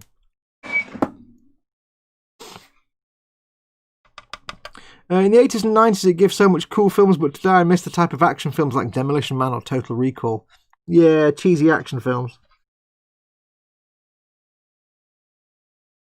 I think something outside just died loudly. There's a little sort of screaming sound coming from outside, like some kind of creature had attacked another kind of creature.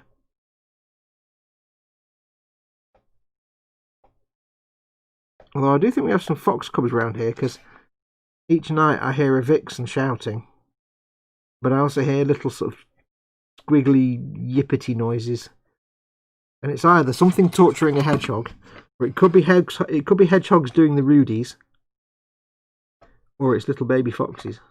I'm not sure. Don't think they're in our garden though. They're somewhere. But where, I'm not sure.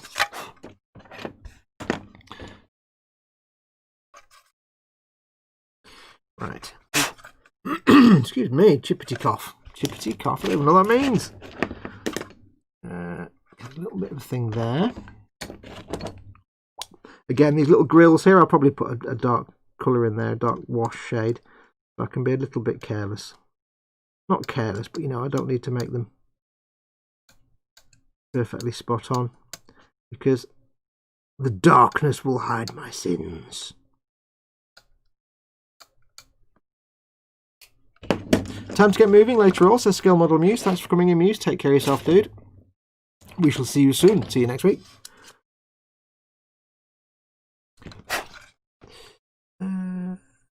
Spid, do you not think that films now rely on CGI and effects instead of real acting and direction to carry a film? I guess you weren't here, Dave, but we had this entire conversation earlier on. At least I had this entire conversation on that exact point. I guess you weren't here when I ranted about it for like an hour.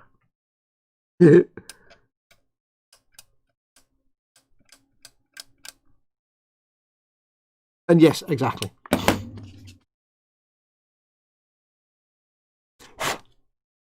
Film producers nowadays wouldn't know what the hell to do if you gave them a $10 million budget and said, that's it, off you go. A $5 million budget. Sometimes you just want a brain out as an action movie. You don't have to focus on too much on the plot off, says Spid. Missed it. I was at work today, says Dave. Yeah. We had that. I had that exact rant earlier on. My like hour-long rant today was about basically big budget movies suck and small budget movies don't. That's not exactly always true, but it can be applied to most situations. Right, what are we on? 52. I think we're going to leave it there. So we got some chisel glued together. I'm not impressed with that at all. But we'll come back to that. We got them done. We've got these assemblated. The upper area. Is that all of them? I think I've got all of them on the... That's all the ones on this side. The 3 on the front done. I don't know which is which, so don't even ask. Yeah, that's something I'll find out later on. I think they go on the front. I think. I hope. These goes on the front here, I think, like this. These will be glued on when I've finished. I'm not going to leave them unglued because that would just be crazy talk. I'm assuming these are go on there. They go on there thusly. On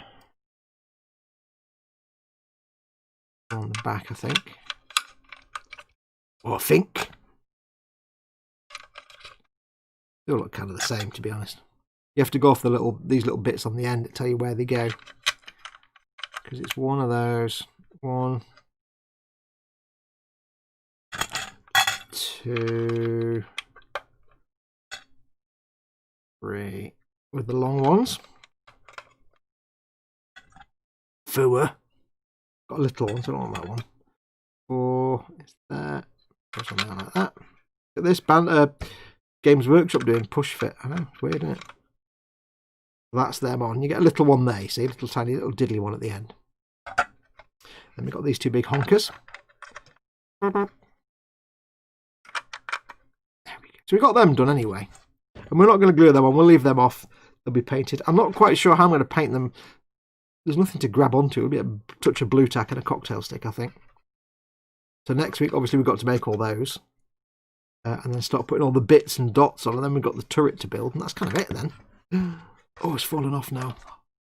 And as for these egregious, nasty gaps that I'm just not happy about at all, I think that's going to be battle damage, that one. I'm going to get the Dremel out for that one and make a big, like a little hole, like a kind of thing. For this one, I don't know yet. If it's going to be something to suggest a repair, it's going to have to be a plastic card that I can stick on now before I do painting. Not something that I can apply later on. If it's going to be something like a tarpaulin, then I can technically do that once I've even painted the whole thing, but I'm not that confident about doing a tarpaulin, so it might just be some like plasteel plate stuck on, or I might just, there's nothing to stop me. What I could do is just sand off these rivets and cut some plastic card to that shape, that shape, and that shape, and just give it an extra panel so it looks like a panel on top, not like a repair, but just a piece of paneling on top of a panel, so it just looks like, and it just goes over, and that way it just looks like part of the plating. I'm going to take this off now. It just comes across like part of the plasteel plating then, and not like I've tried to cobble together something. But maybe I'll still do some battle damage because it's fun. So we'll see. I might, by the time we get together next week, I might have tested some plastic card panelling. We shall see what comes out the other end. I don't know yet. I mean, that's big enough that I can make that into damage and make it look like it's actually separated in real life. This one, I can probably cover. Anyway, I think that's going to do us. So, thank you very much for watching one and all. I'm going to change my glasses so I can put the right glasses on. Turn on the big light for in a minute. Oh, right, let's just see if my buttons still work. Hang on. Yes, buttons are still working, but the lights are a bit dark. Oh, there we go. Darkness over here. There's no lights over there. I can't. When I set this all up, it was bright sunlight and it was all light over there. Now I've finished, it's kind of dark. There you go. Yes, that's going to do us. Thank you very much for watching. Quick last look at chat.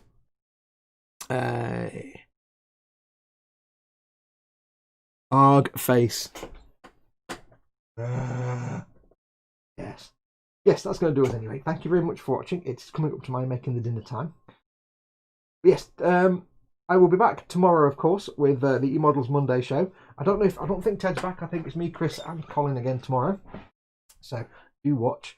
And then this week, like I said at the start, if you were here at the start, this week I'll be working on the first ever tabletop trauma centre. Yes, so do watch. Do keep your eye open for that. And don't forget, of course, the last and final episode of the Millennium Falcon is now up in early access for Patreon patrons and YouTube channel members. If you're one of those, go and check out the post on Facebook or Twitter or anywhere else, or in the community tab on YouTube. If you're one of those, or on Patreon if you're on a patron, and you can watch the final episode a week early at 3. That's all. But yes, I'll be filming the Tabletop Trauma Centre throughout the week, so keep your eyes peeled for that. Can't think there's anything else I need to talk about. Think of anything? I still haven't got around to finishing them yet. From the other week. The Chaos Spot, yeah, they're not.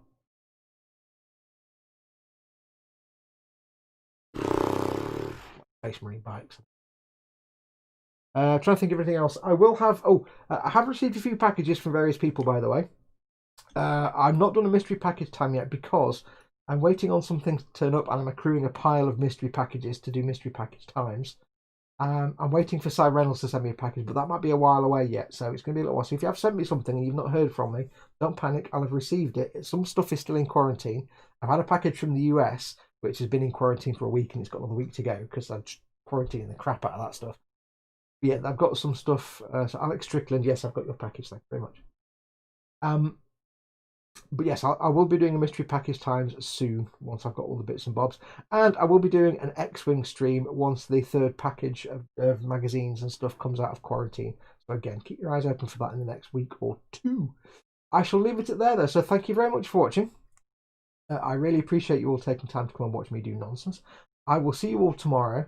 I say don't forget Dave doing his stream at 15:15 in about 10 or 15 minutes on his channel, Butcher That Model. No Chris tonight, no Ted. Sadness. But if not, you'll see Chris tomorrow anyway.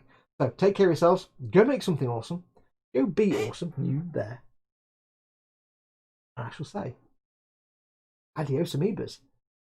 But now I have to lean forward and do this. Do that. And then I have to press. I can't see from. I can't see my buttons from this. It's that one. Hi.